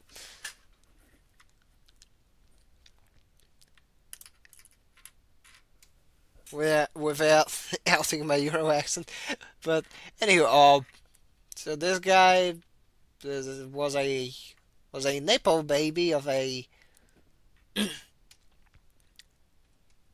politician, and he has decided to kind of hop onto like back in the day, the big fad was the startup, right? So you had all these like, I guess, very late millennials trying to be hip with the kids and be like, "Yo, how do you do? Back our startup." Now, obviously, it was not like, "Yeah, we're gonna make a site that's a complete cesspool. Give us money." No, they were a little elaborate. So as you can see in the, oh, there's an interview probably with some site called the Dutch IT, where they state as such. Ah, I need to drink some water. I don't have a bottle on. Yeah, on it. Oh well, I'll get around to drinking later. Now, as you can see, like it says that the goal behind you there is to resolve an issue in the entertainment industry and social media, which is the growing discontent of the fans. People cling more and more to their favorite influencers, yet the interaction is mostly one-sided. See, that's one of the things that will come up later. Uh, the guy going by the interview, he was like, "Yeah, we're gonna make something that you can probably like plug us. Yeah, we have sites. We plug celebrities into it, and it's gonna make us money." It's like this somewhat simple premise. However, of course, there's bound to be some debauchery. But also, that will come up later. However, in the this is one of the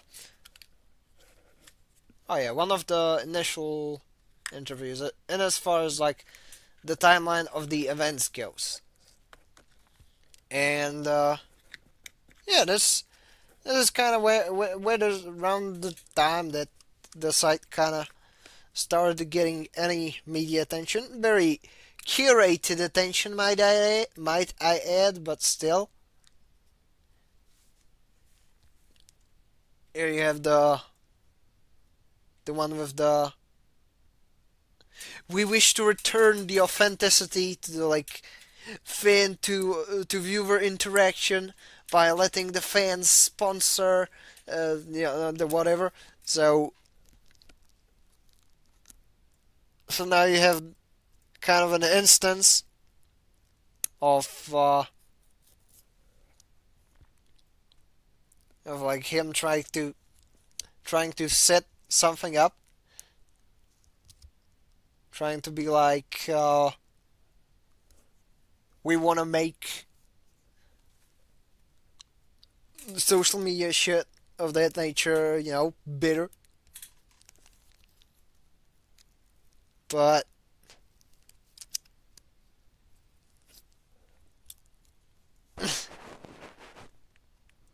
and here's the like mention of like, yeah. First it was firstly, most of those were them theirs were submitted by the founder's close friends to kind of like get some inertia, and then then it started getting users. Two of the most prominent ones were, one, a dare for a specific position to get vaxxed because it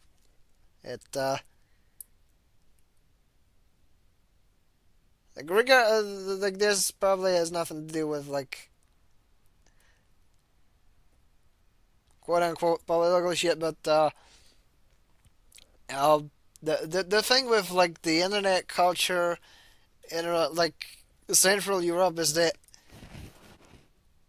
while there's not a lot of people that are chronically online, there's definitely some bleed over from like the news, and Then you get then that makes people think stupid things. There's a saying that the only I'm not gonna. It's pretty much was something along the lines of like the shit. I lost my train of thought. Anywho, there was also shit, my voice is getting hoarse. And the second one, there was like a very prominent one. Was they there for some like gimmick account to dox themselves? Because again, site that site itself came to become quite the cesspool.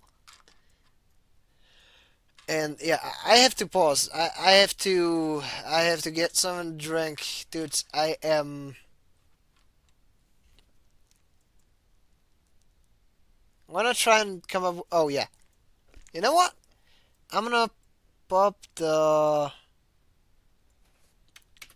Gonna pop Mono Gundams in the background so that you get to look at them battle animations and such. Because I need to.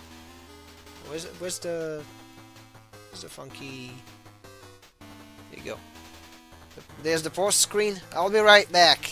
Don't worry, I'm just gonna re-up my water.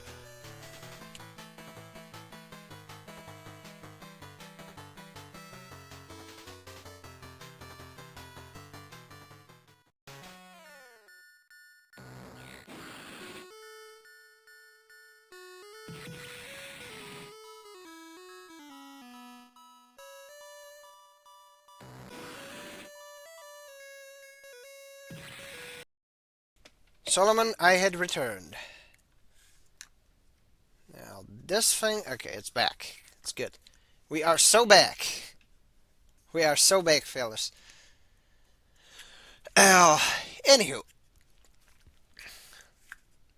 as stated, the shenanigans have, of course, at this point started happening, at this point in the timeline. And, here's the thing. Here's the funny thing.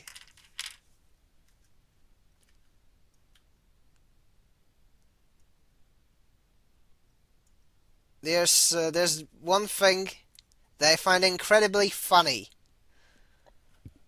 Chat, this thing. The founder,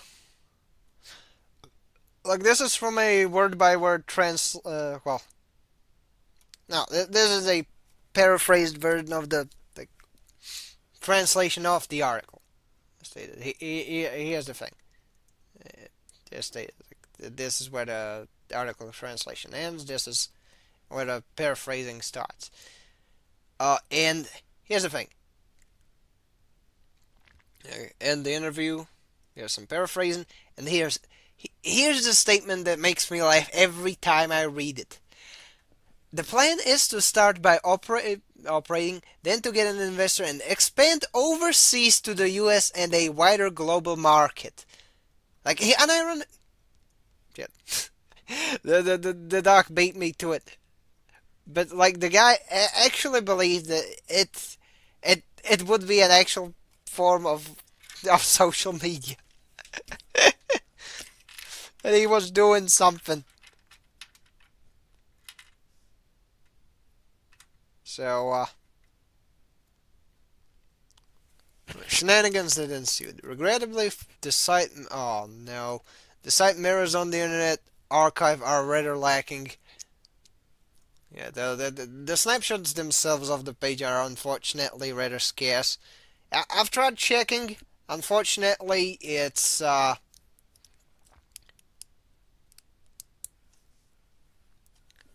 It's like them snapshots were like super few and far between. I can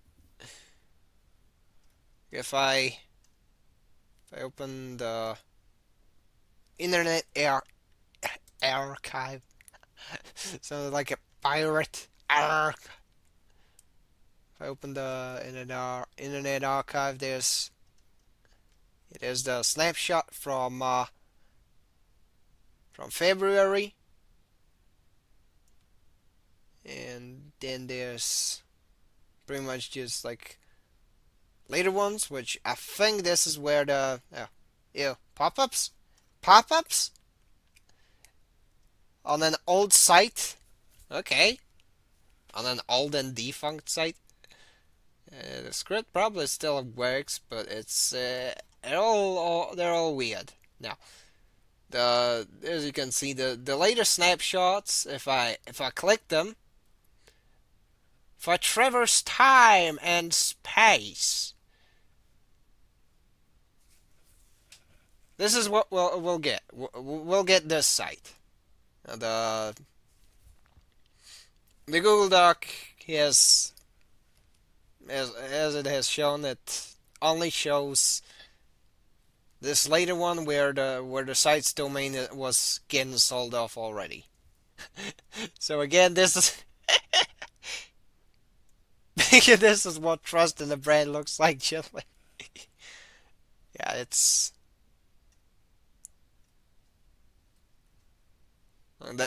this is another funny part. It's like, I trust the first Slovak unicorn to the point where selling this domain is my pension plan. Okay, that's funny. Anyways, there's as this one states, there's actually still some screenshots of the theirs on the website, and thankfully the author of the Google Doc has actually translated some of them, or at least the headlines, so we can laugh, we can point and we can laugh. What sort of silliness, what sort of shenanigans, what sort of debauchery might have, I guess, internet users come up with the like on a site where it's like, yeah, you can pretty much crowdfund any sort of a silly things that you want to goad people into. Take two guesses into what went on. Well, this one's a fairly like standard sounding one, just like getting two rappers to make diss tracks on one another. Of course, you got the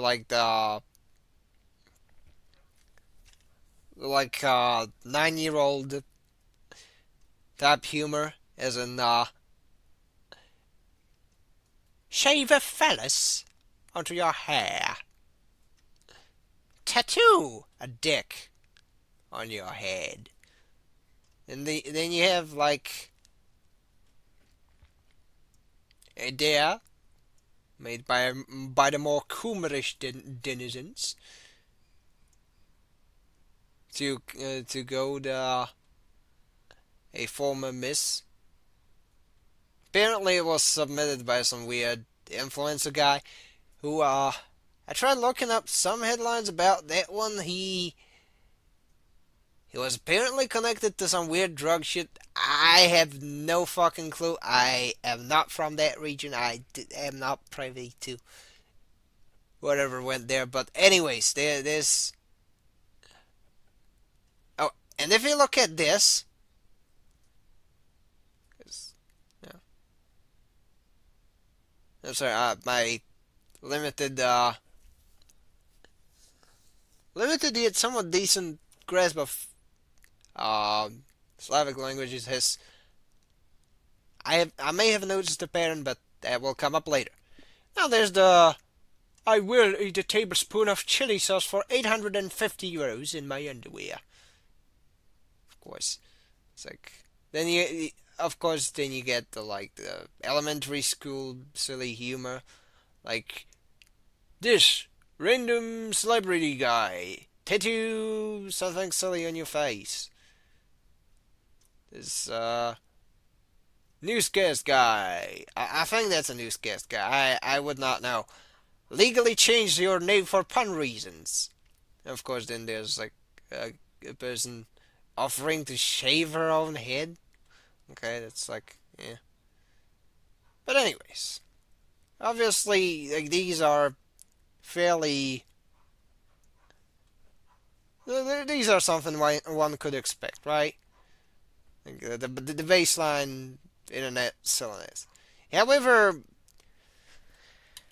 the thing is, let's face it, such things are not particularly conducive to having healthy PR. And as time went on and articles went on, you started getting like articles where like shocking. They tried going for the shock marketing and they tried going for like very tabloidy tactic. However, this is something. Okay, I'm not gonna spoil too much, but it's gonna also come up later. But suffice to say, they did bank on like big faces to push their stuff hot. Now this interview, this part is, in my opinion, like from what I've read, this one's probably the funniest part because it's basically yeah, someone who knows what they're doing, not just like a tabloid guy, actually asking this weird haircut guy, Nepo baby, whatever, asking the guy behind the site some actual things. And let's just say that optics-wise, it didn't end up the best in.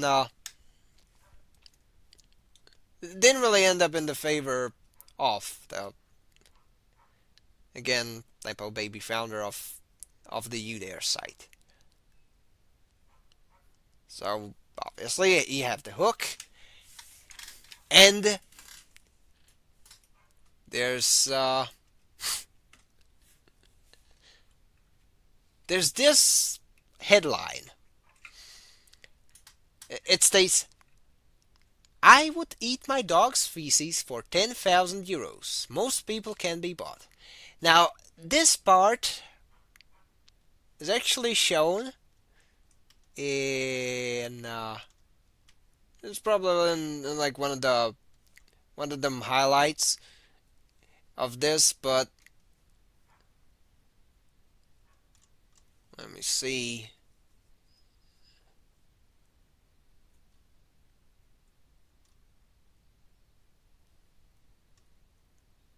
Oh yeah. Oh, give me a second. I'm trying to find that one. Oh yeah, there we go.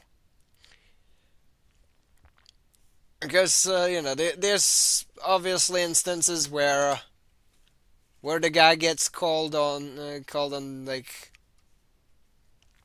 his shenanigans. Like, here's the thing, the one where it's like, do you think every person can be bought? It's like he goes like, most people have a price, and this is where the interviewer actually tries to stick his finger into the opening, into the wound, so to speak, and goes like, okay, now what's your price? What's your price for like, let's just say you do the most bizarre thing featured on the site, and well, one of the most bizarre dares there was on the site was to eat the literal dog shit, and it was like around 100 euros was raised. And of course, this guy's like, okay, But if it were 10,000, I would probably eat my own dog shit, of course. And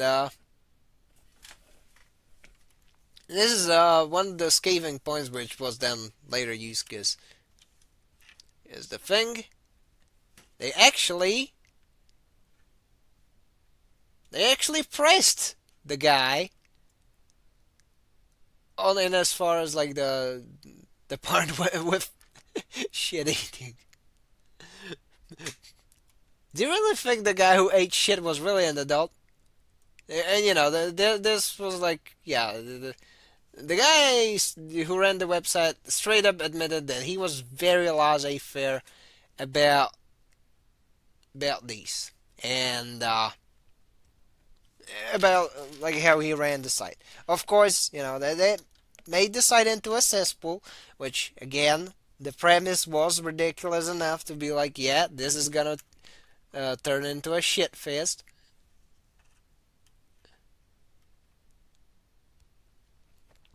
And there's these were, you know, there's these like questions they give to the guy where he's like, "Are you sure you're not gonna get your asses sued?" and things of that nature.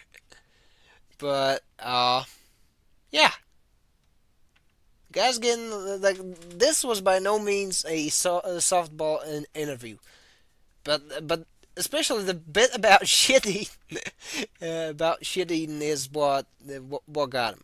Though obviously we have some foreshadowing, and as far as like there was a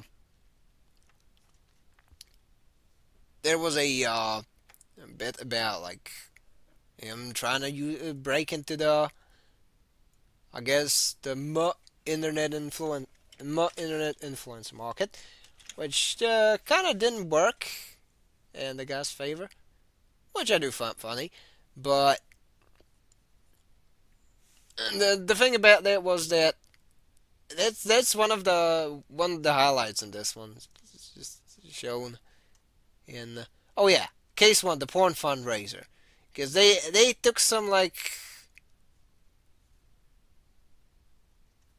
little who, at least like for me, little who. It's like some sort of like an Instagram e-girl or some, and they pretty much there's like a full on translation of like the article, and they actually, you know how like the whatchamacallits, the various sites like Kickstarter and such, they have all the dono tiers. They actually tried making something of that nature, but even with like, sorry for using like so often to the point where it borders on Valley Girl, but the thing was they unironically yeah, sorry for the belch, but yeah, they unironically did like backer tiers and things of that nature. They really wanted to get the bag off of that. Just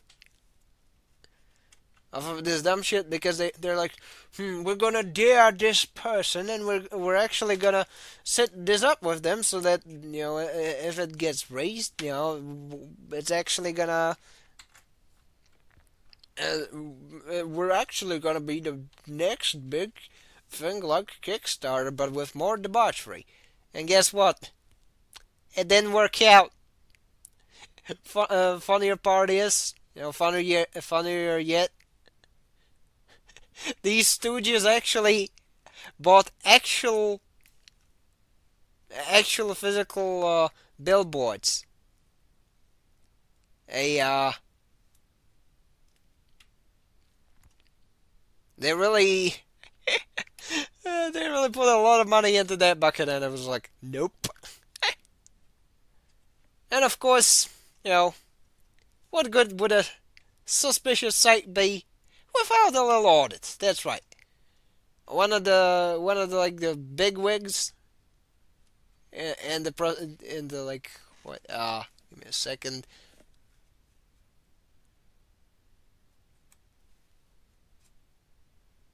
I'm gonna try and yeah, yeah, the General Attorney's Office. They kind of put the sussy side in in them crosshairs.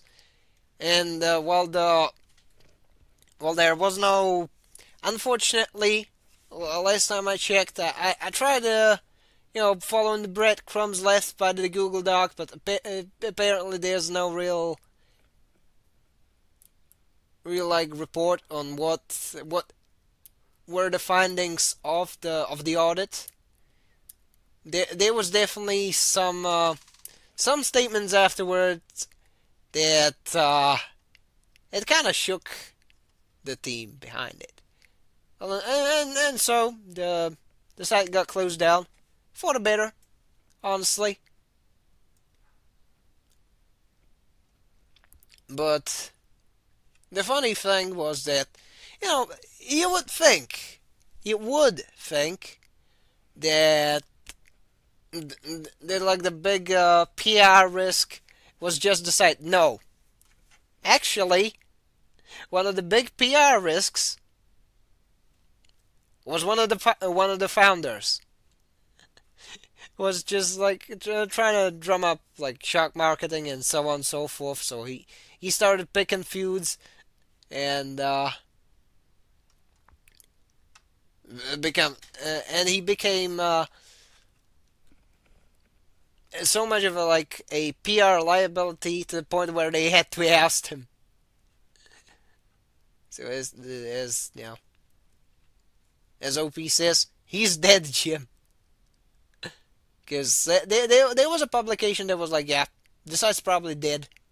And, well, later they tried reaching the new CEO of this shit show of a startup, and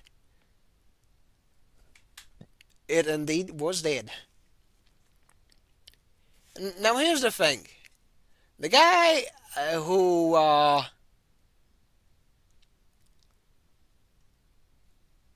ran it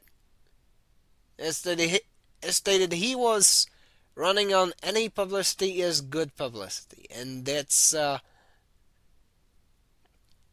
you probably have like these like instances of shit slinging where he tried to get into feuds with like figures, and that at least got him moved over by his star regulars. However, of course, this guy's he's like, from what I've seen, from what I've read, from what I've collected, even like quoting OP, that the guy seems to be an IRL version of the Internet Tough Guy archetype, even suffering brain damage in an altercation. So there's probably a whole ass Kiwi Farms thread to be made about the guy alone. If assuming that there would be anyone actually interested in like very region specific, very dumb, very inane piece of internet stuff, and I don't think a lot of people care. Like, and as far as there's the addendums, which we're probably not gonna care. But in short, there's probably a case to be made that if this was in like a bigger country, like, I don't know, like France or Germany, it probably would have gotten some internet artists going, and they probably would have been able to be like, yeah, there's a lot of meat on the bones. But as it stands, like the closest we ever got to like a high-profile documentation of a Euro I guess lolcow individual was Dragonlord. It's like eh. But anyways, here's the Linku. I'm gonna pop it up on the screen. Just gotta.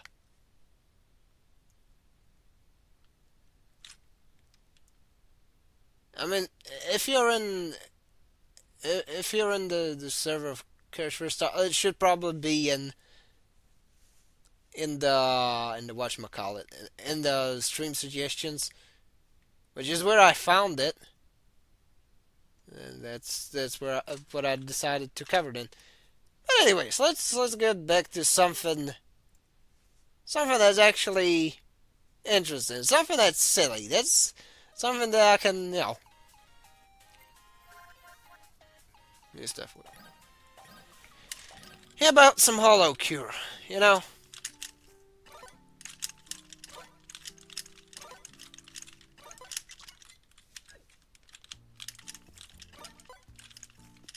because either you believe it or not, my voice is incredibly wary of that.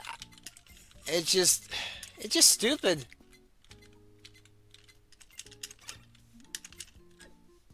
Frankly. Then again, yeah. Kinda knew that.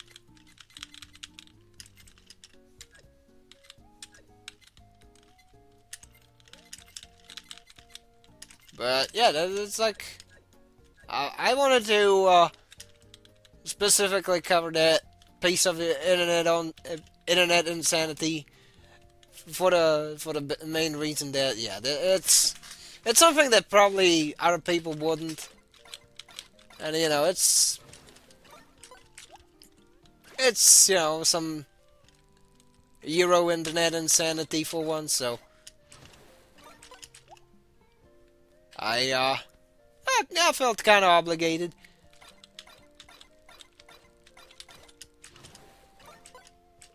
I'm not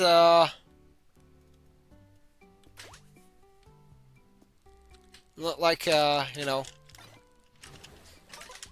news feed tube or something like that. Who would probably have something much more like editing quality and either editing quality or like the general production quality would be much higher.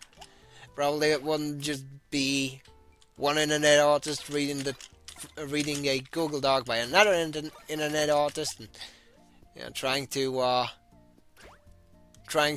like abridge it. Because if I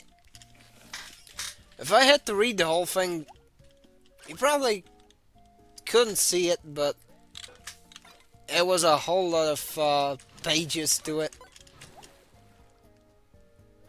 If I had to read the whole thing, I would probably my brain would probably perish. Let's be honest here. But yeah, I tried,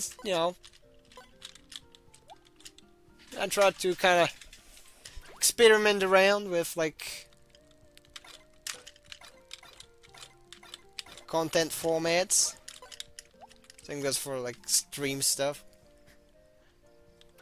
And it's not a funky thing,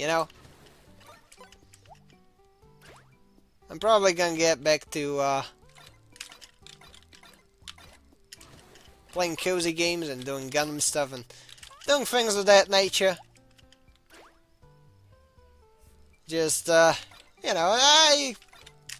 stated.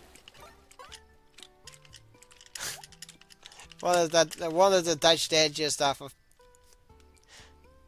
I guess, morbid curiosity. That would be a good term for it.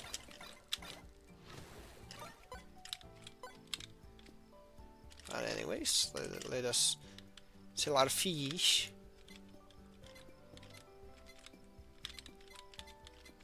I'll just get all the super special ones, so that we're one step closer to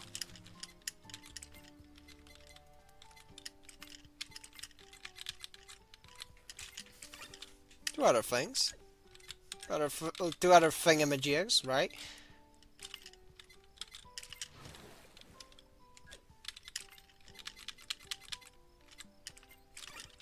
Yeah, hopefully maybe there's like at the very least there's some semblance of like, yeah, these shenanigans took place. You know, it's like definitely something that will probably stick around for longer than just 80 Google Doc that's like left to collect dust, right?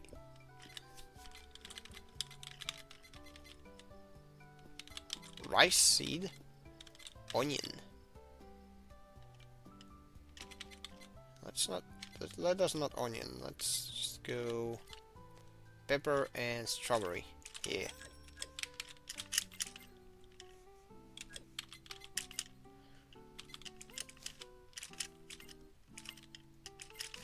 Let's do the salad, I think, and actually tomato seed,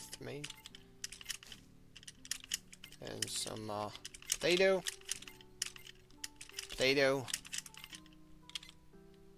rice, and actual pepper. Yeah, that could work. I hope you didn't mind me doing this little sidetrack. I hesitated. Just wanted to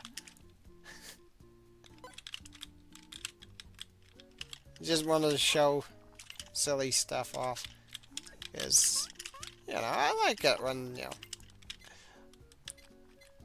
people know about silly things, and I had the option to do it, so that's what I did. Well, let's get back to our video. I know this is a little more, I don't want to say disjointed stream, but honestly could be.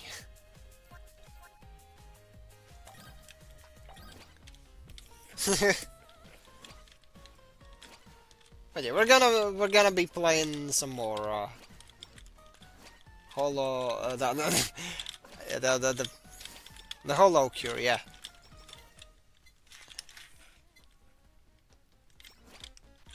Cause I want to talk about more things. You know, I want to ramble. This is a ramble stream. This is a hangout stream. This is all sorts of whatever stream you want it to be. I'm really glad that, you know, I got people tuning into whatever these shenanigans are. Oh, a lifesteal heals. So means I should probably get a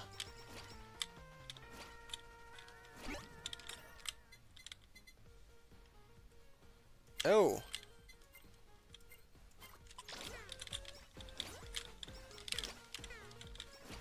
So I can technically, oh, there's a chance to lifesteal, not a complete one. Oh well. It's not particularly good, but I digress. Now, if I were to couple it with another lifesteal thingy, this should probably do the trick. No, it probably needs more. Which, I mean, I wouldn't mind. Listen, I probably lost like half of the. Honestly, I use more. I used as stated without having previously stated something way too much. I should get a handle on that maybe. Now then, what is this? Oh, a deletion field. That's cool.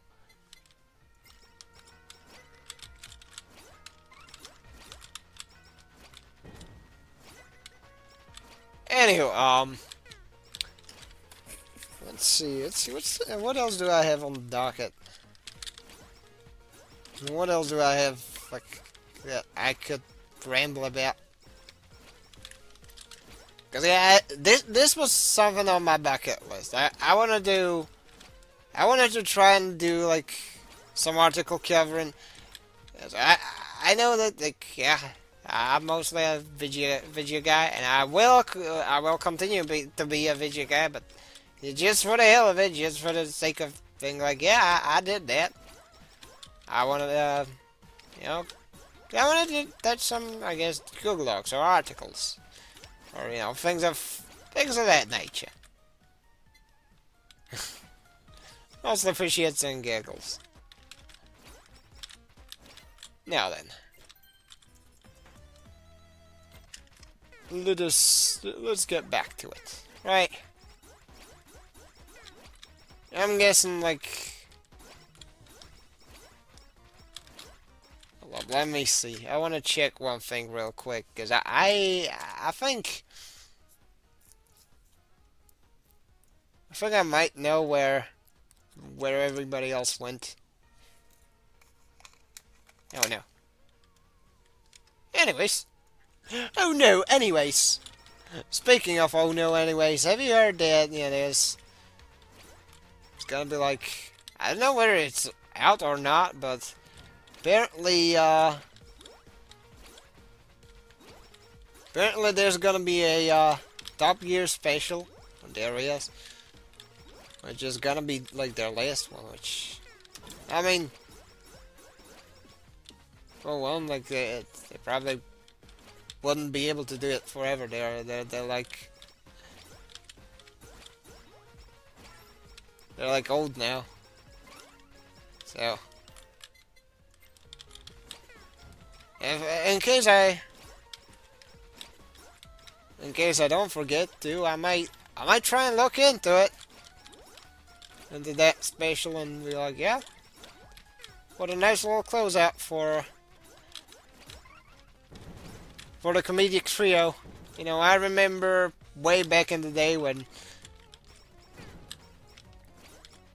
there was like a winter skiing camp back in my it must have been like middle school days when a friend of mine woke me up at like 2 a.m.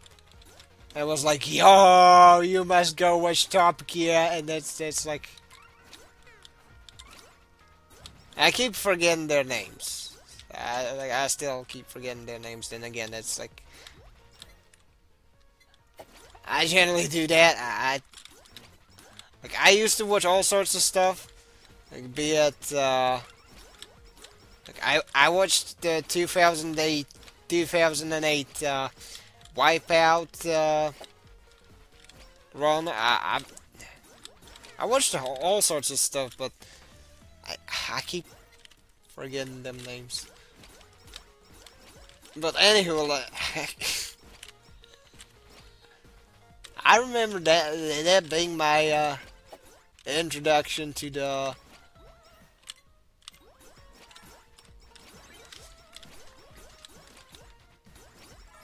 world of Top Gear at large.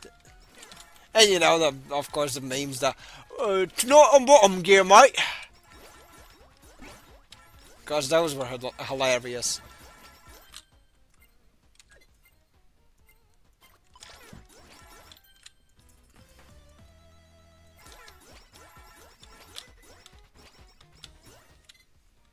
Could be that, you know, could be that I'm ancient. But it's still a bit of a shock to me that, yeah, oh shit, they're that old? Oh. Oh no. Oh no, I'm old. Then again, I grew up around the time when the VHS players were a thing. You know, if the general like hardware distribution thing wasn't completely fucked in the early 2000s. Now we didn't even get a proper release of the GameCube or the Game Boy Advance here. I'd wager, I would wager that that there would be a lot more people owning pages by now in my neck of the woods.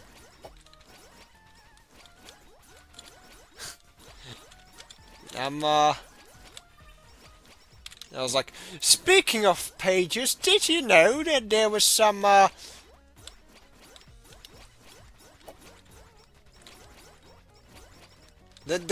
villains blown up by some pages? Yes, there were.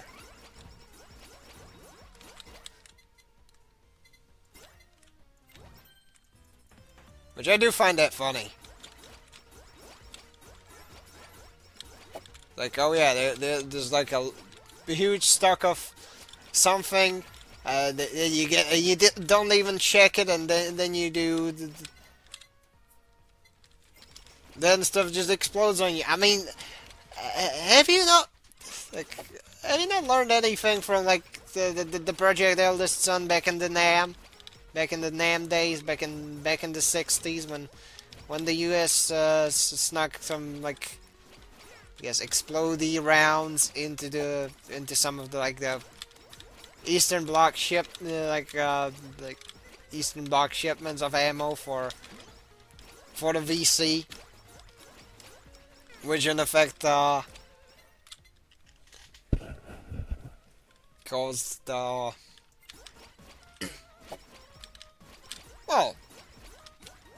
in effect it essentially got a whole lot of people killed, and it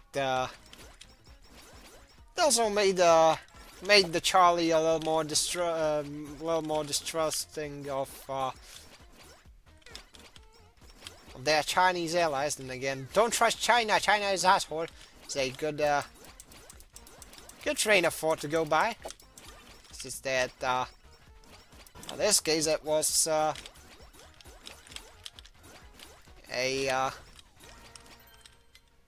thing where the happening in question was not entirely on the realm of the Bing Chilling. Like, I do find cases like that very funny, and both funny and fascinating. You know, that's like the history of like wars, psyops, and subterfuge. Such a it's a very interesting one. Get for you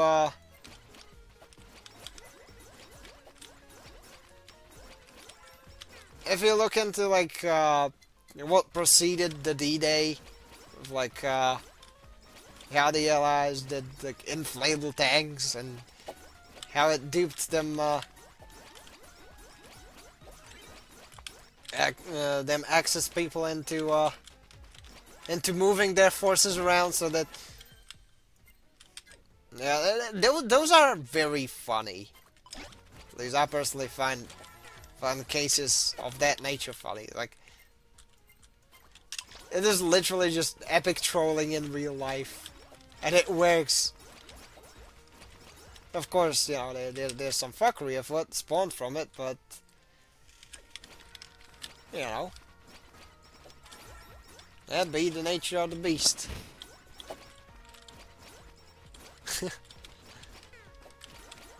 Speaking of fuckery, apparently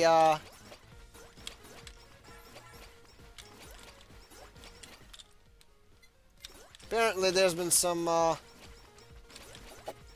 silly people kind of finding out the meaning of fuck around, find out.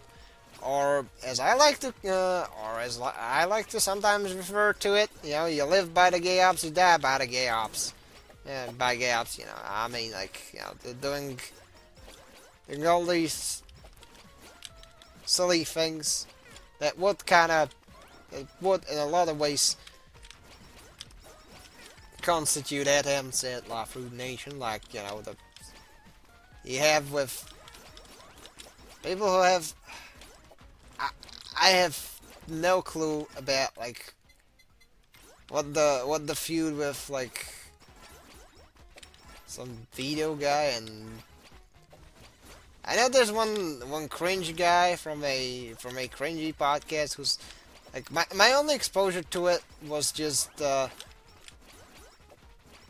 host simping for a fed that might have goaded Chris into molesting his mother, but but aside from that, like, yeah, one of them co-hosts was like incredibly sus with his statements, very very like evocative of an aspiring nonce. Let's just put it that way, and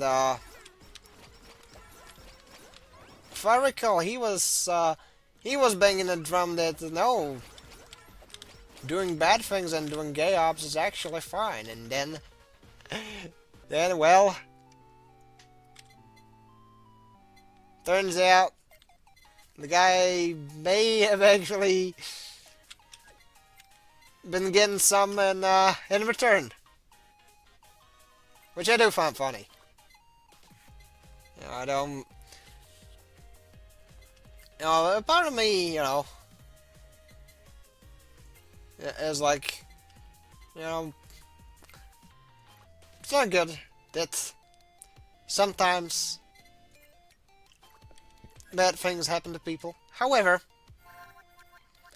if certain individuals live by the sword, I can only derive giggles from seeing them perish by the sword as well. Like, I know that I think there was like this one,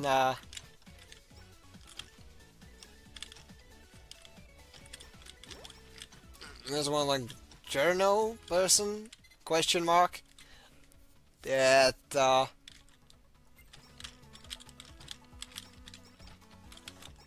it was like, fight me, IRL. And then when called on it, got like super like, no, I don't mean it like that, and things of that nature, which I do find funny. And again, I do find a lot of things funny. Some of which not being, you know, particularly, I guess, laughing matter, but I do not mind. Still, you know, making light of situations.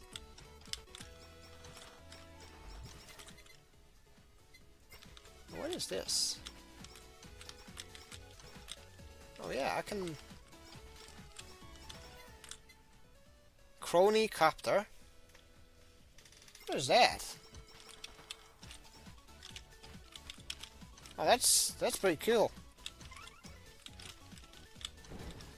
I can stab with my clock. Oh yeah. Hell yeah. This is fun.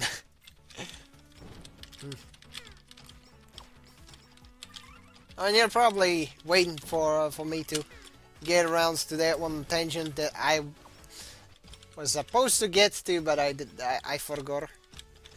I didn't forget. I just like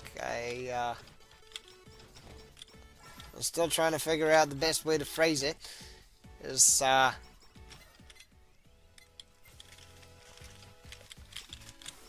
here's the thing. You're gonna get some shirt lad lore.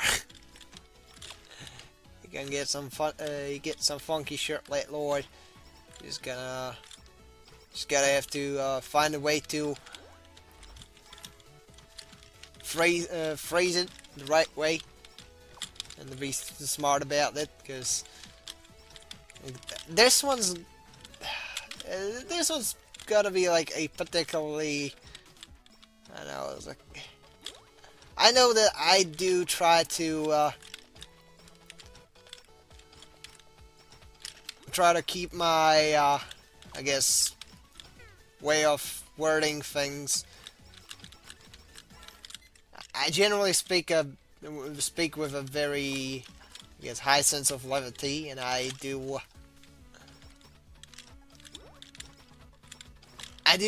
tend to oversimplify some words and such things. again, for the sake of it being funny. But like, if I were to go like, you know, right now I'm thinking if I had to, you know, to borrow a quote from Wings of Redemption. All right, look, listen, real talk. You know, I'm trying to, I'm trying to move my brain into that frame of mind. This is a.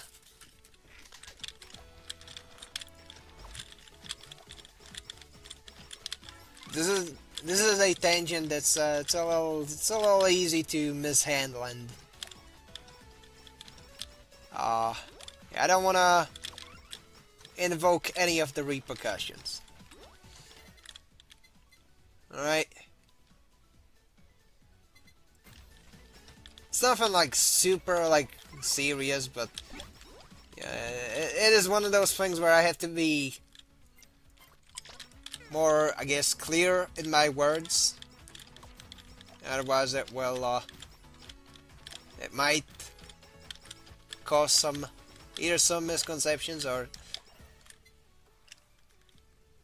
it might, you know, might give people the wrong idea. Because here's the thing, at one point, you know, for those, you know, who know, because again, I have stated multiple times that, in my own words, I'm a fucking autist. So, you could probably, infer that at least initially, I didn't have a particularly good time trying to socialize, because I technically count as, like, high functioning, but, like, the problem is that, you know, if when you're going from, okay,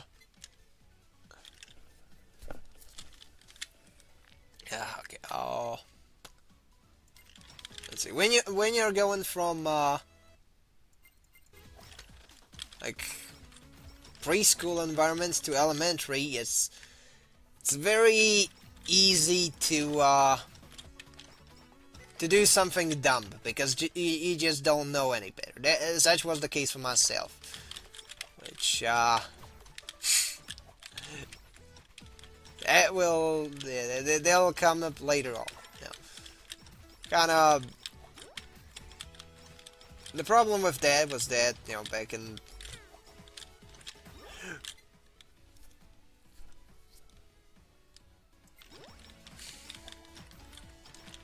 you know, way back then, it kind of had me, even not so perfect impression. Let's just say that, which obviously is not the best thing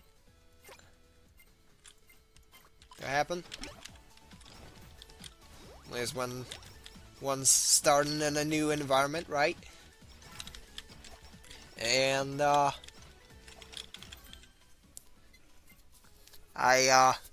know, shocker, it then kind of screwed me over, because I was seen as the class weirdo, even though, you know, past the first year, I carried myself in a somewhat reasonable manner, but it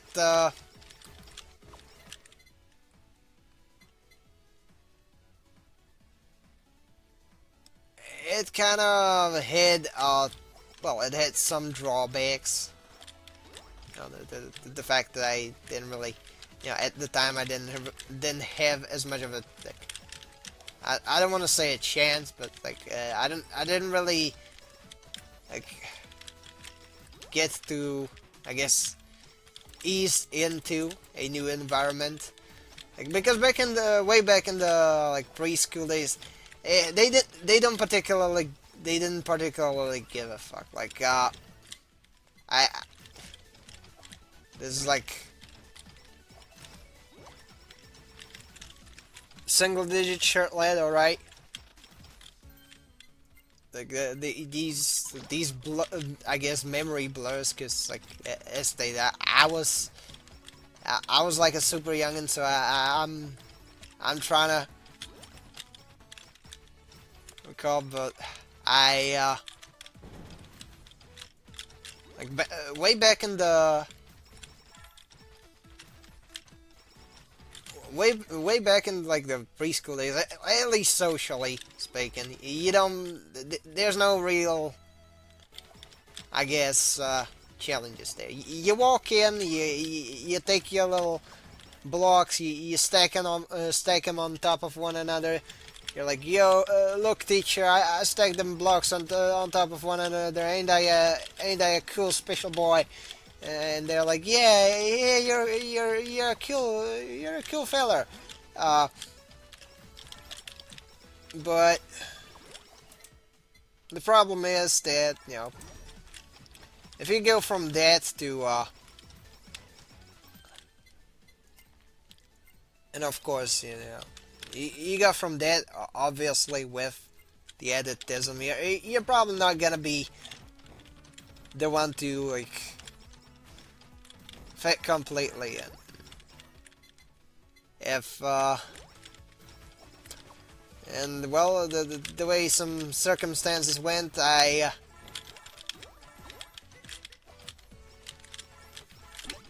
just say that it kind of compounded on itself, you know, over the years. I was seen as the class eccentric, and I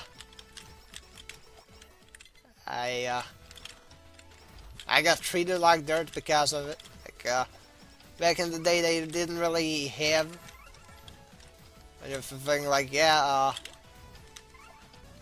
this guy's actually got a malfunction in his noggin. Can you give him some slack? You know, he can dodge wrangle, but don't be dicks about it. Don't be too much of a dick about it. But you know, then again, who cares? It was a long time ago. Like no reason to like get on other people's cases for that nowadays, right? But the thing was that you know, there was definitely this, I guess, air of isolation, which I was exposed to on a somewhat frequent basis. Like back then I didn't. Like I had some friends, but they had their own clique, which they you know stuck with, and that means they didn't really have the time you'd probably, you know, have. They're like just hanging out with your buddies. So you know, for obvious reasons, you then get bored. And when you get bored, I'm speaking like, at least for myself, because like that was the case with me, where I know. Sometimes I found people to hang out with. Sometimes I was just sulking, but generally it was the latter. You know, I was just sitting there bored, or just running around there bored. It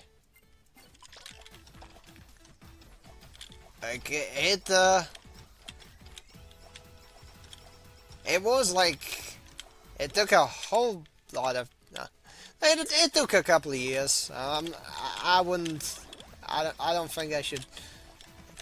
I'm not exaggerating in saying that I was treated like dirt for like the longest time. Part of it deserved, part of it not. But you know, again, who knows? Uh, but what I was trying to get at was that pretty much it well, I didn't really have a normal sized friend group until like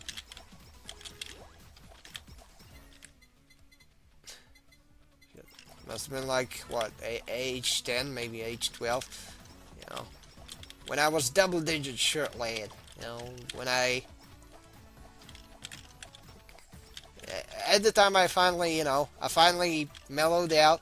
I finally, became much better at doing the whole,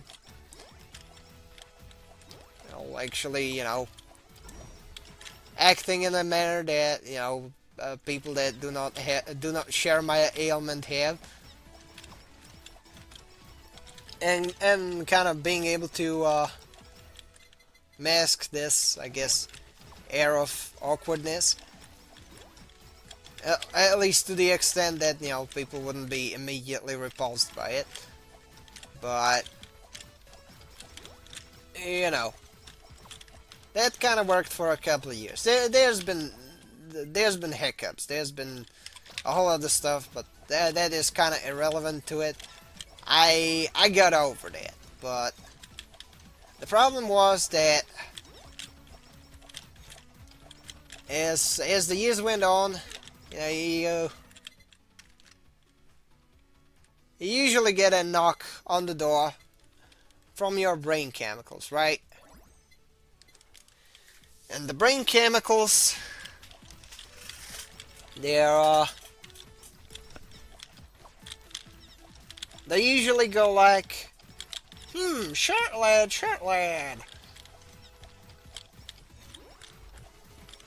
Okay, you got some buddies. Some of them may want to hang out with you, but guess what? Look around yourself. What do you see? That's right. People getting some, I was around, must have been like 13, maybe 14 and a half, maybe 14, I don't know. But probably like very close to like 15 and such. When, you get the teenage brain chemicals and you're like, actually, never mind the cooties. I'm actually cool with chicks, right? You get that. You get that type of eureka moment in your head, usually as a kid at that age. You see people with forming actual like deeper relationships than just, oh yeah, we go eat snacks in the corner, and we play card games during recess. Something that's past that. And yeah, you're then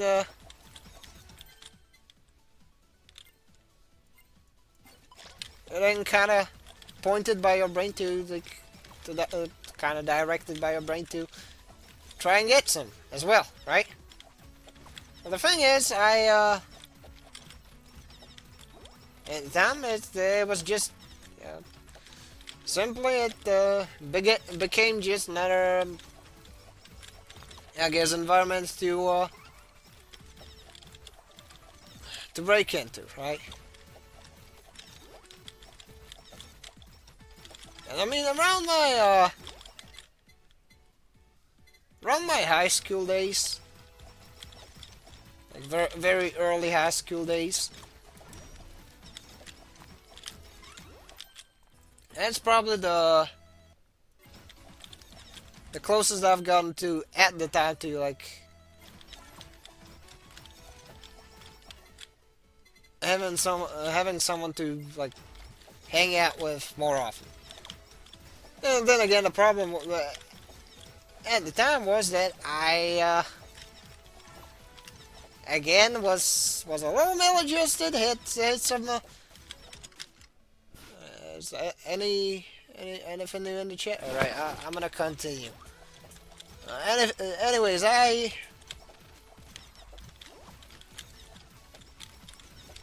was a little maladjusted. It's something that I'm miles away from in my current form, but you know, back then I was still a victim to my own hubris. So simply put, I tried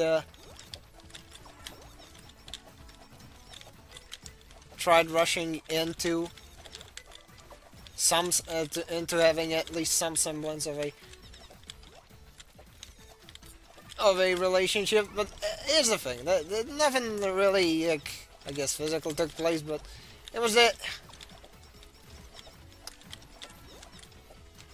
You know how the saying goes, like that.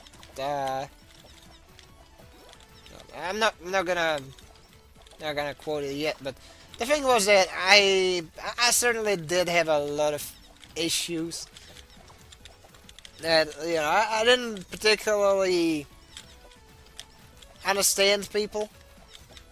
People didn't really understand me. You know, I need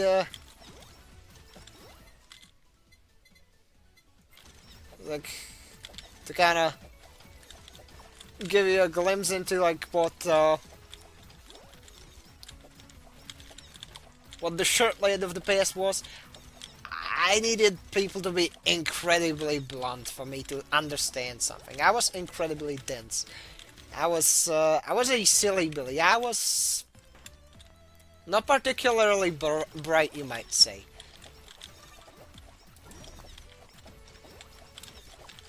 Not really due to, at least I would like to think that it was not due to me being stupid, but it was due to me being dense. And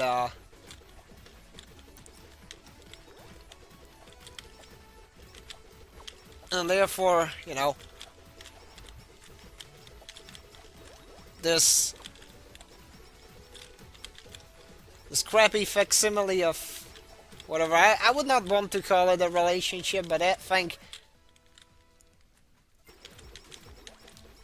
broke into pieces in a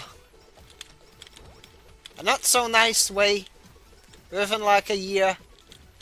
And well,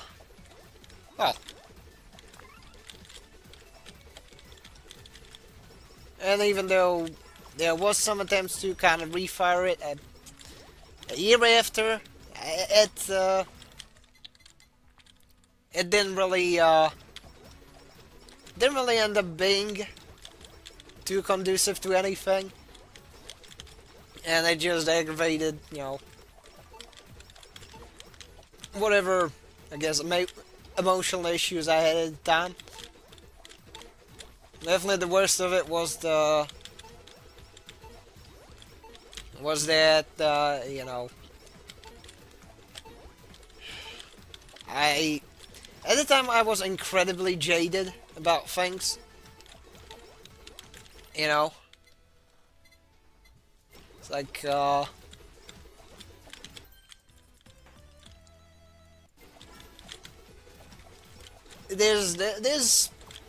at the time there was a lot of fuckery afoot, and there was like very few people I could actually trust. So you compound that onto that, and you get onto my like super brief, I guess, doomer arc, if you can even call it that. And well, see, I got a buddy of mine, like, way back from middle school, but he, he tried solving one of my problems, but he kinda overcorrected, you know. He did something, like, I, I don't think I would blame him for. He didn't know any better, but it was still silly. Because I needed, at the time I needed some, like, help, which, you know, I didn't have to figure that thing out on my own, but pretty much, the long and short of it was that he wanted to be like, yeah, you need to get yourself some confidence. You need to do this and that. And of course, what does the average I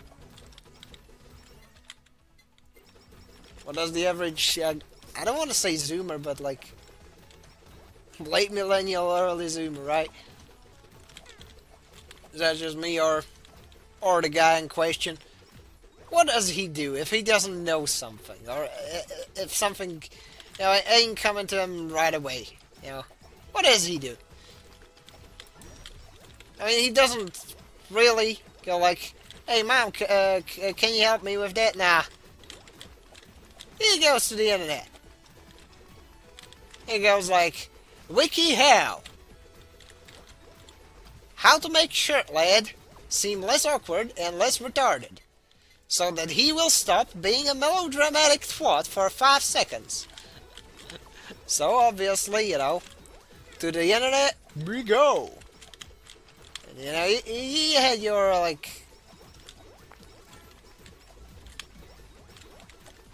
there's like,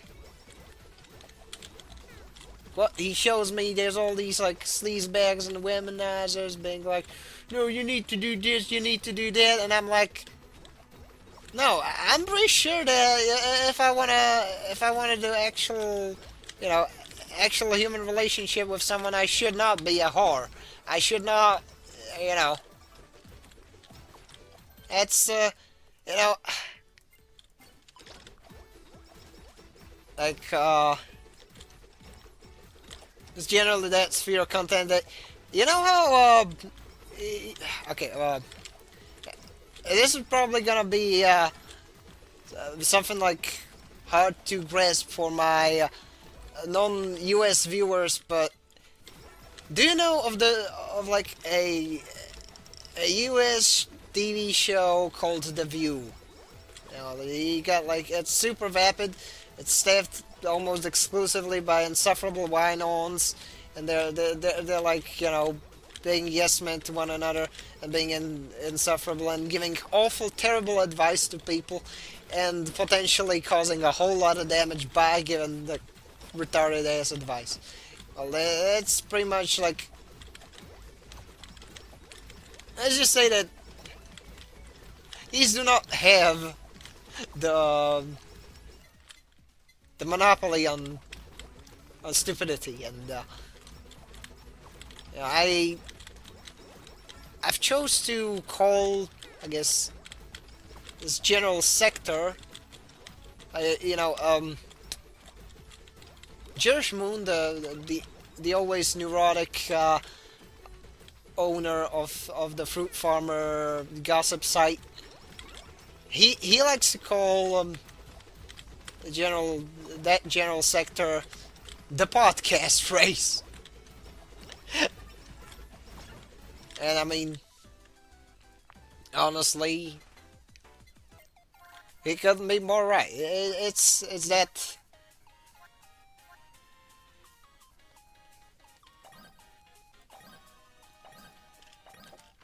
kind of sector. And you know, admittedly, I've consumed some amount of material from them. although not uncritically, so to speak. I was like, hold on, this makes no fucking sense. Yeah, I'm not gonna be like, one of those like absolute, one of those like huge, huge channel mongrels that are like, internet took me down a dark path, and suddenly yada yada. That sort of dumb shit. Because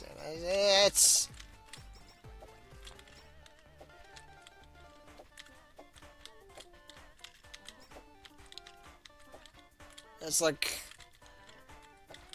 that is what I would like to call insufferable douchebag behavior, and that is not my point.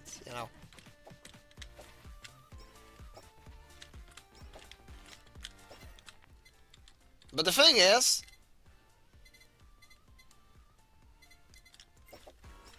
I obviously did look some of that. Oh, you can actually do like, ooh, scary face in it. Oh, that's funny. I can jump scare chat. That's funny. Uh, Now, anywho, yeah, I was like, what is this gay shit? And obviously, it's like, nah, it's not the way to go. But on the timeline, this is gonna be still around like the early high school time, where I tell myself, yeah, because this is during that time when I was largely like, developing all sorts of trust issues, but especially with like how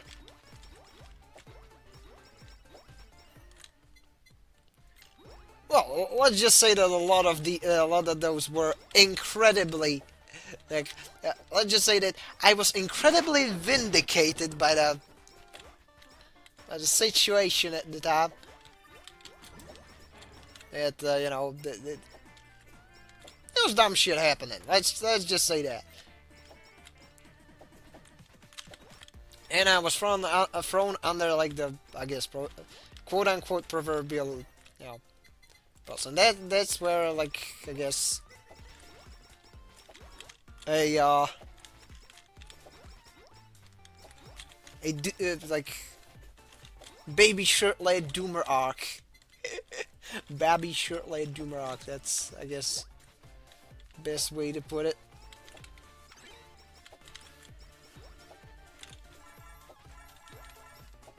And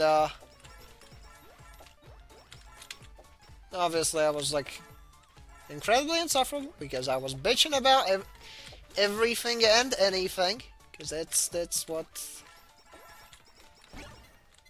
what Babby Shirtlet does, right? And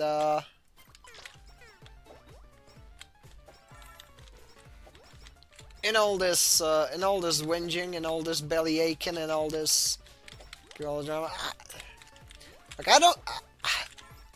I would prefer not to insinuate it had anything to do with being depressed, because well, I'd rather not. I'd rather not consider something that I found so like lame and silly in retrospect. Something as serious as like depression. Even though I was struggling with, I guess, some sense of direction. It's probably the best way to put it. But over time,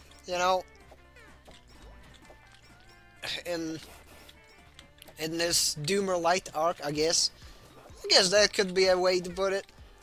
I guess stumbled upon things that kind of helped me, but it also helped me realize the inherent hubris of the source that I was getting this help from. If that makes any sense, you know. Because one of my big problems in like I had at the time was like, I don't know.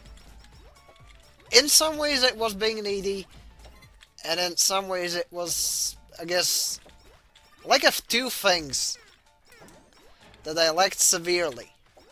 First one being self-respect, and the second one being temperance.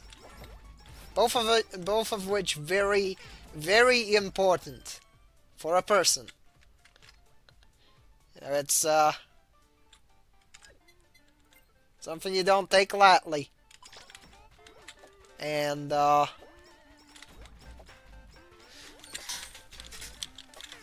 know,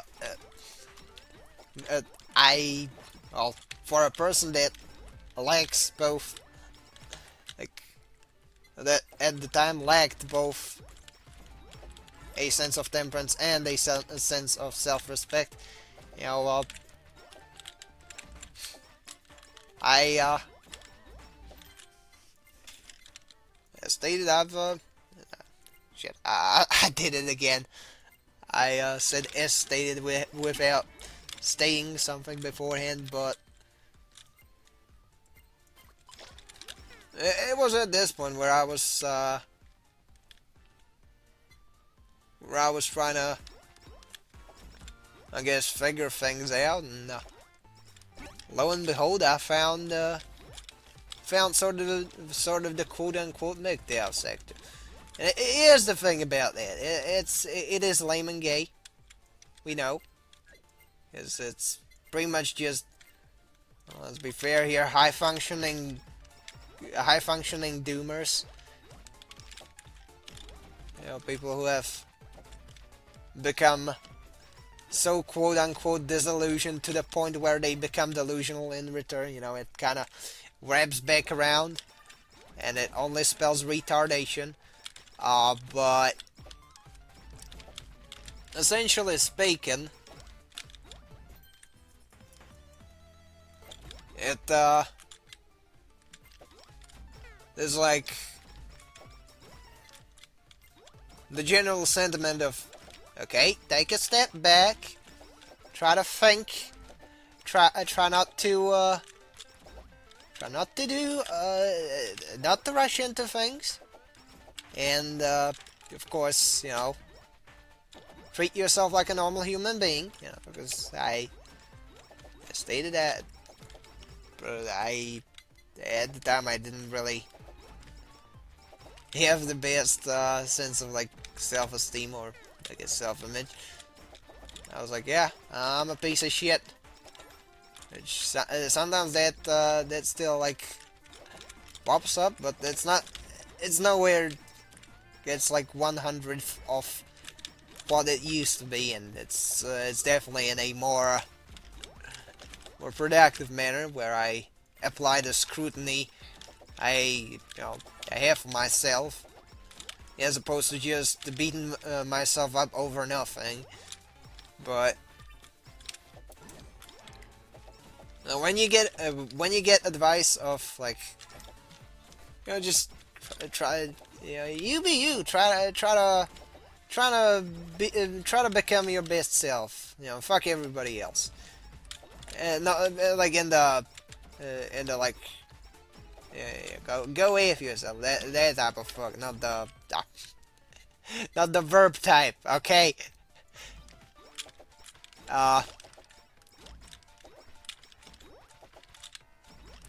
So ironically, that gave me enough distance to then from, like, it helped me flee the issues I had, to the point where I kind of realized by myself that this other new way, the logical outcome of the quote-unquote source that was supposedly one of the solutions was also stupid. Like, I would not... I think it would be careless of me to discount the... You know, like, some of issues, both real and, like, not particularly tangible, that that bring things of that nature along.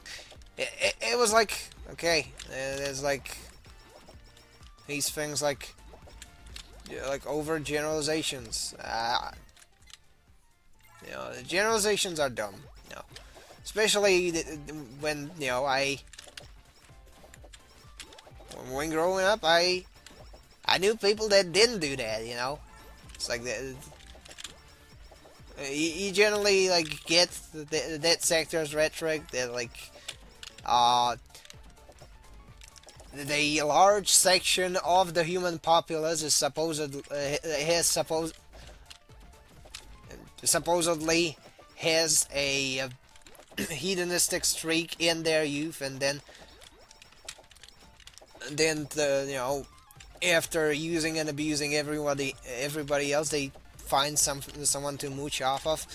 And I mean, well, I mean, it does describe the government, but I don't think it really applies to other people. You know,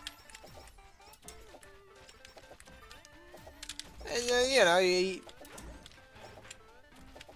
give it more thinking and pondering, and day by day it like, okay, I can wallow in this dumbass "woe was me" mindset for only so much long.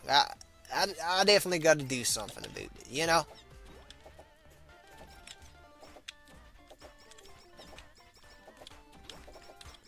And that's where one becomes productive.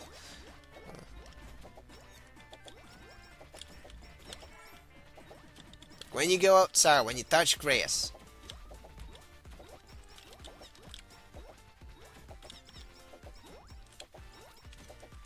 Here's the thing. I personally take umbrage with like I guess the habit of generalization within that sphere, but there is definitely patterns of behavior that one could accurately describe as such. You know, unfortunately. But they're not as prevalent as one might have you believe. Well, depending on the area. If you're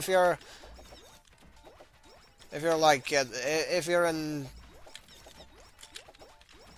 places like Cali, like very big urban areas, it's probably more of those things happening, more of like things that actually brought up this sentiment of jadedness that kind of, you know, spurred the going their own way crowd, be it wine-ons who listen to The View, be it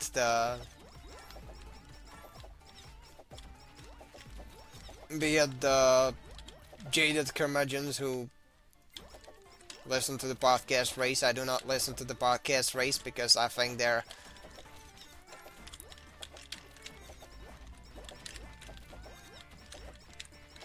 equally retarded as that type of stuff.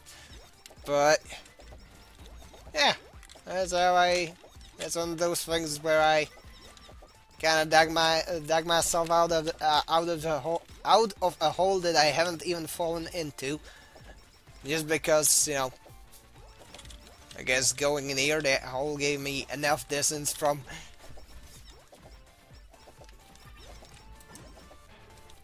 a somewhat unrelated problem I was dealing with at the time. You know, at that point, you just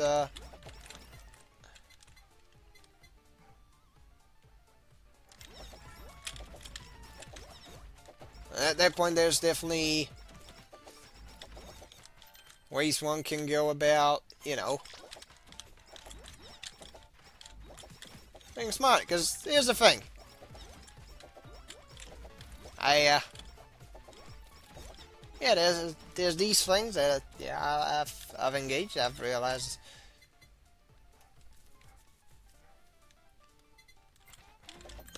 the folly of, but it's not like back in the day. This is literally the worst. No, it's just yeah, it's just again one of the many things that like. You know, be it consuming the quote-unquote podcast race content, be it like, you know, becoming a jaded curmudgeon or a cat lady. You know, it generally stems from some type of advice most of the time. And once you recognize that, you can probably, I guess, achieve a level of self-introspection that then lets you self-improve. Which, I mean, it's what I did.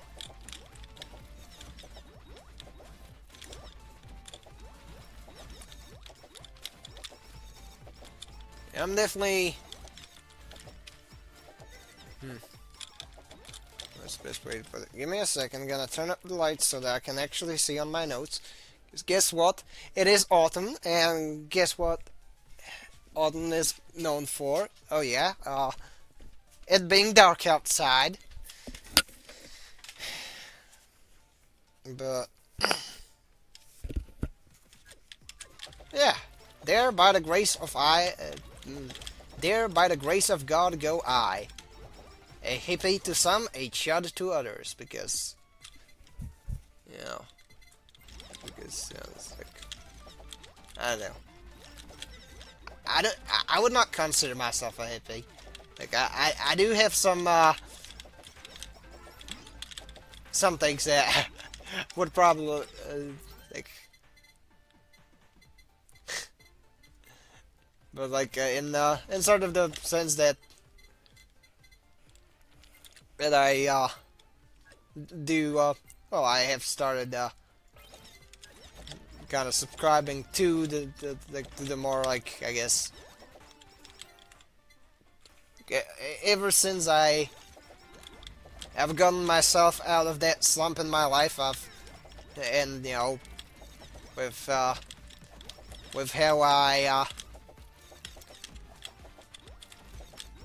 how I guess became a man of faith, and like back in my back after like I got my driving license, I definitely okay, what's the best way to put? Because I definitely I've definitely taken up a whole lot of, like, very, very individualistic and humanistic, you know, takes on life and such. All the while, you know, keeping an air of incredibly blunt practicality. So, you know, you get...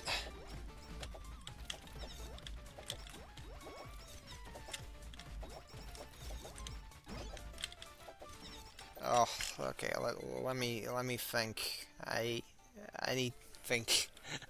I need think. Yes, maybe. I may possibly need to think. Because here's the thing. I believe that, you know, it is morally superior to well, to like form actual emotional bonds as opposed to whoring around, because like, you know, being able to build like a genuine, like, thing, be it friendship or be it things that are a tad more romantic. I think that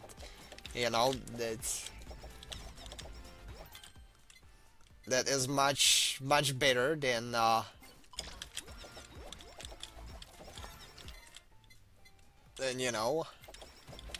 than embracing hedonism and just basically using other people and being used by other people. I do find the prospect. Give me a second.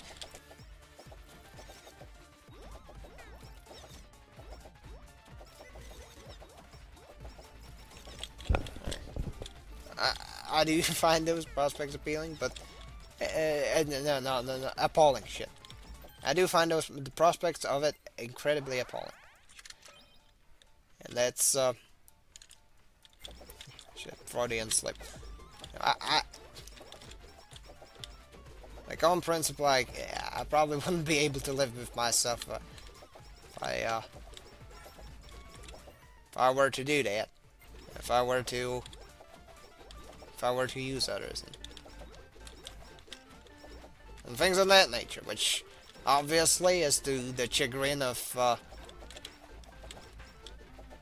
damn near all sides of the aisle. Because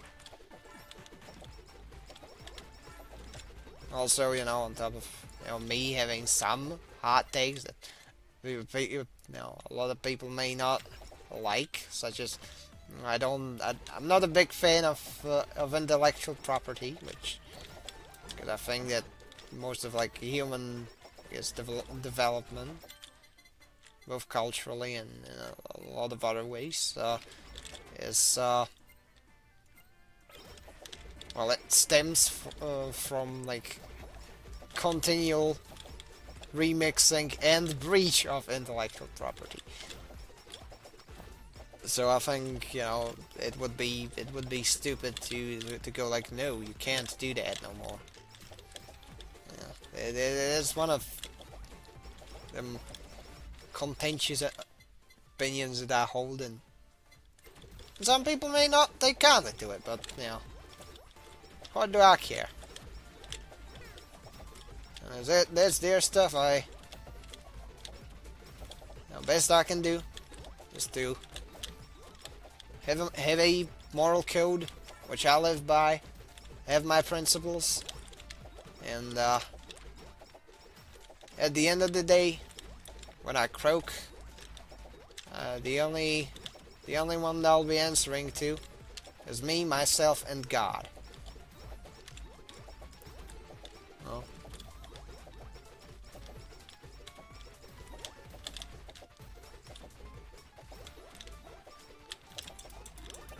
but regardless, I'm gonna have to try and call it early.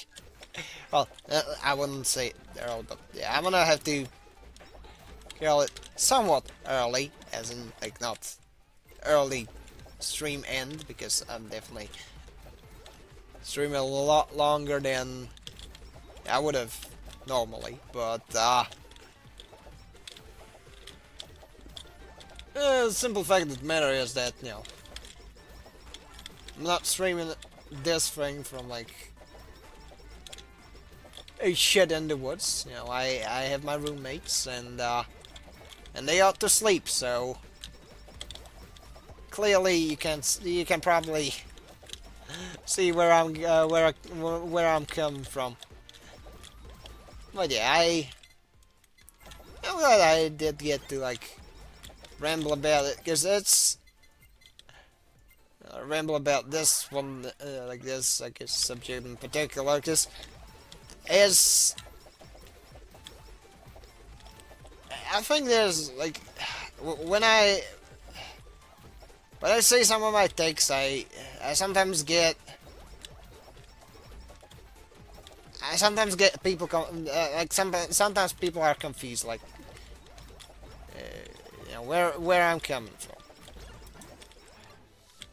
Anyways, I forgot. It's a fun achievement. Is there a buy upgrades? Yeah. Hell yeah, productive stream. Ugh.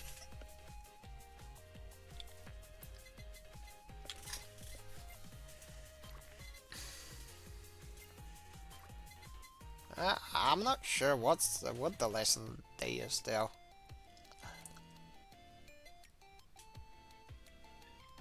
Because I mean,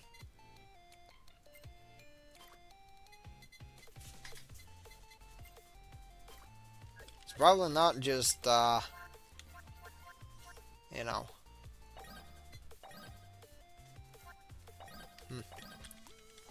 I'd probably struggle to like I don't know tie all the silliness into a single bunch. So yeah.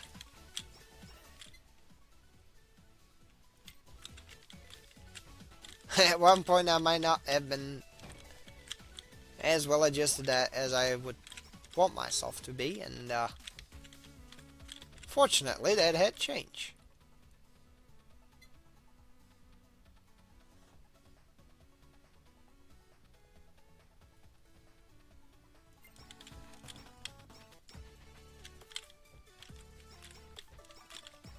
But, you know.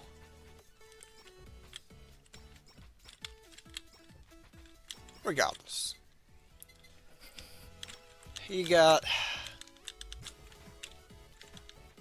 the Gundam Assault Survive thingy coming up. You got all sorts of stuff to look forward to. You know. And I certainly hope that you don't mind my tangents every once in a while. I do find it, I don't know.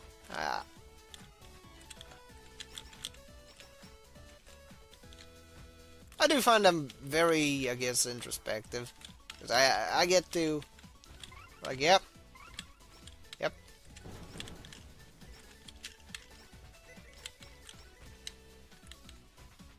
It's,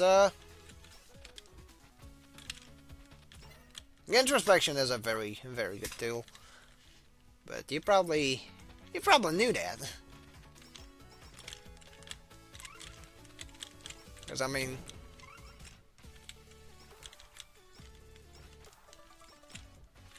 I'd wager you probably do not possess the tism. At least, like, statistically speaking, that is not as likely to have occurred. Then again, you're here for some. You're here mostly for Gundam related tisms, so yeah, it's like at this point I don't know what to think, but I'm glad y'all came around. Yeah, I have this channel as a bit of a creative outlet. I have many creative outlets, but this one's probably the most, like, I guess, palatable, more consumable, most, I guess, outwardly palpable. And I'm glad that people, you know, people do stick around. You know, it means a lot to me. Like, oh yeah, I did that.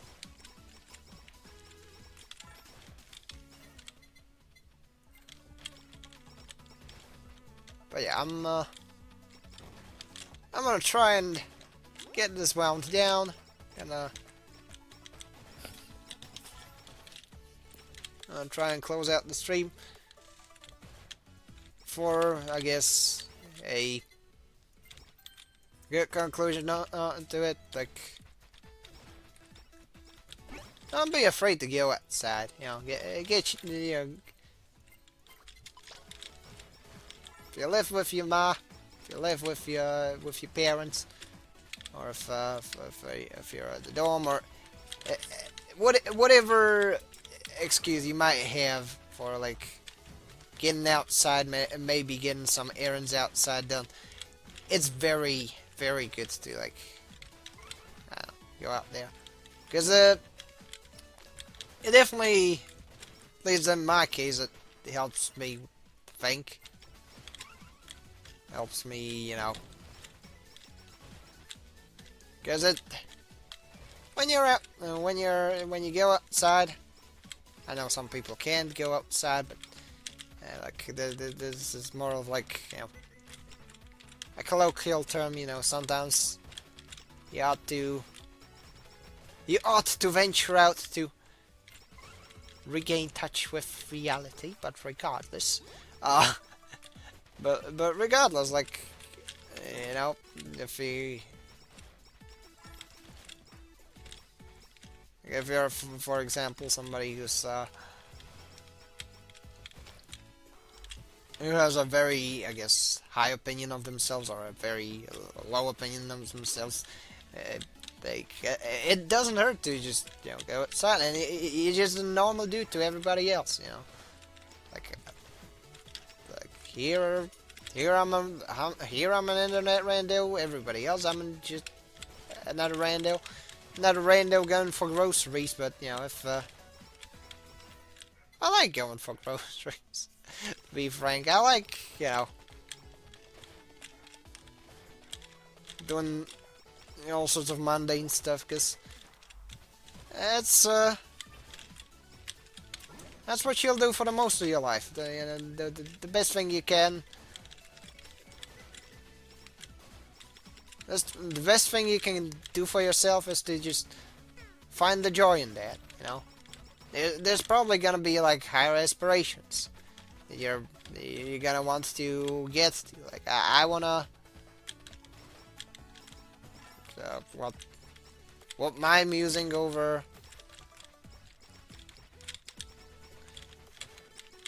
things, over, you know, my existence, over whatever future I might have, I have come to a conclusion that, you know, I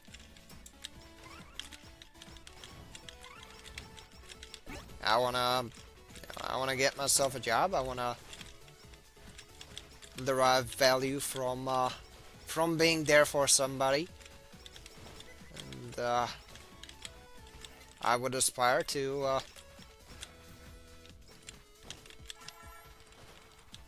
be there not only for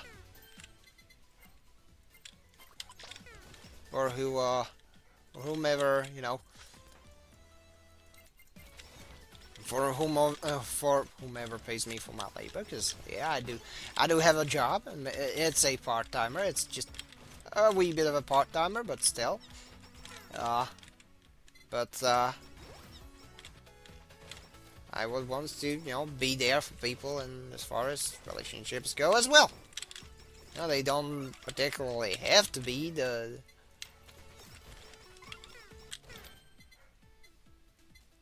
inherently, you know, the ones one would want, but you know, it's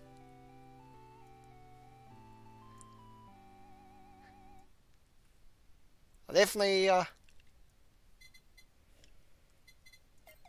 know, aside from trying to achieve some sort of stability, I would definitely, you know, I definitely do aspire to, you know, on top of gaining that sense of stability, that sense of, I guess, self, I certainly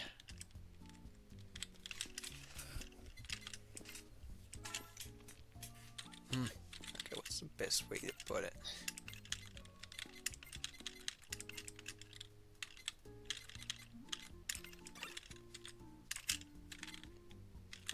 I'm sorry for being a little too quiet. I'm just trying to think of a good way to phrase things. But yeah, among the things I want to do, I want to continue, you know, covering gun video. I want to keep entertaining you guys. I want to keep editing stuff for my car. I want to get myself a I want to get myself a job, and past that, I want to get hitched. I want to settle down. Now I want to have youngins, so that the next generation of shirt lad will also, you know, go forth and and try and find beauty in the various challenges of being. Challenges that are inherent to the action of being on this planet. Regardless, this has been my rambly stream number. I fucking lost count.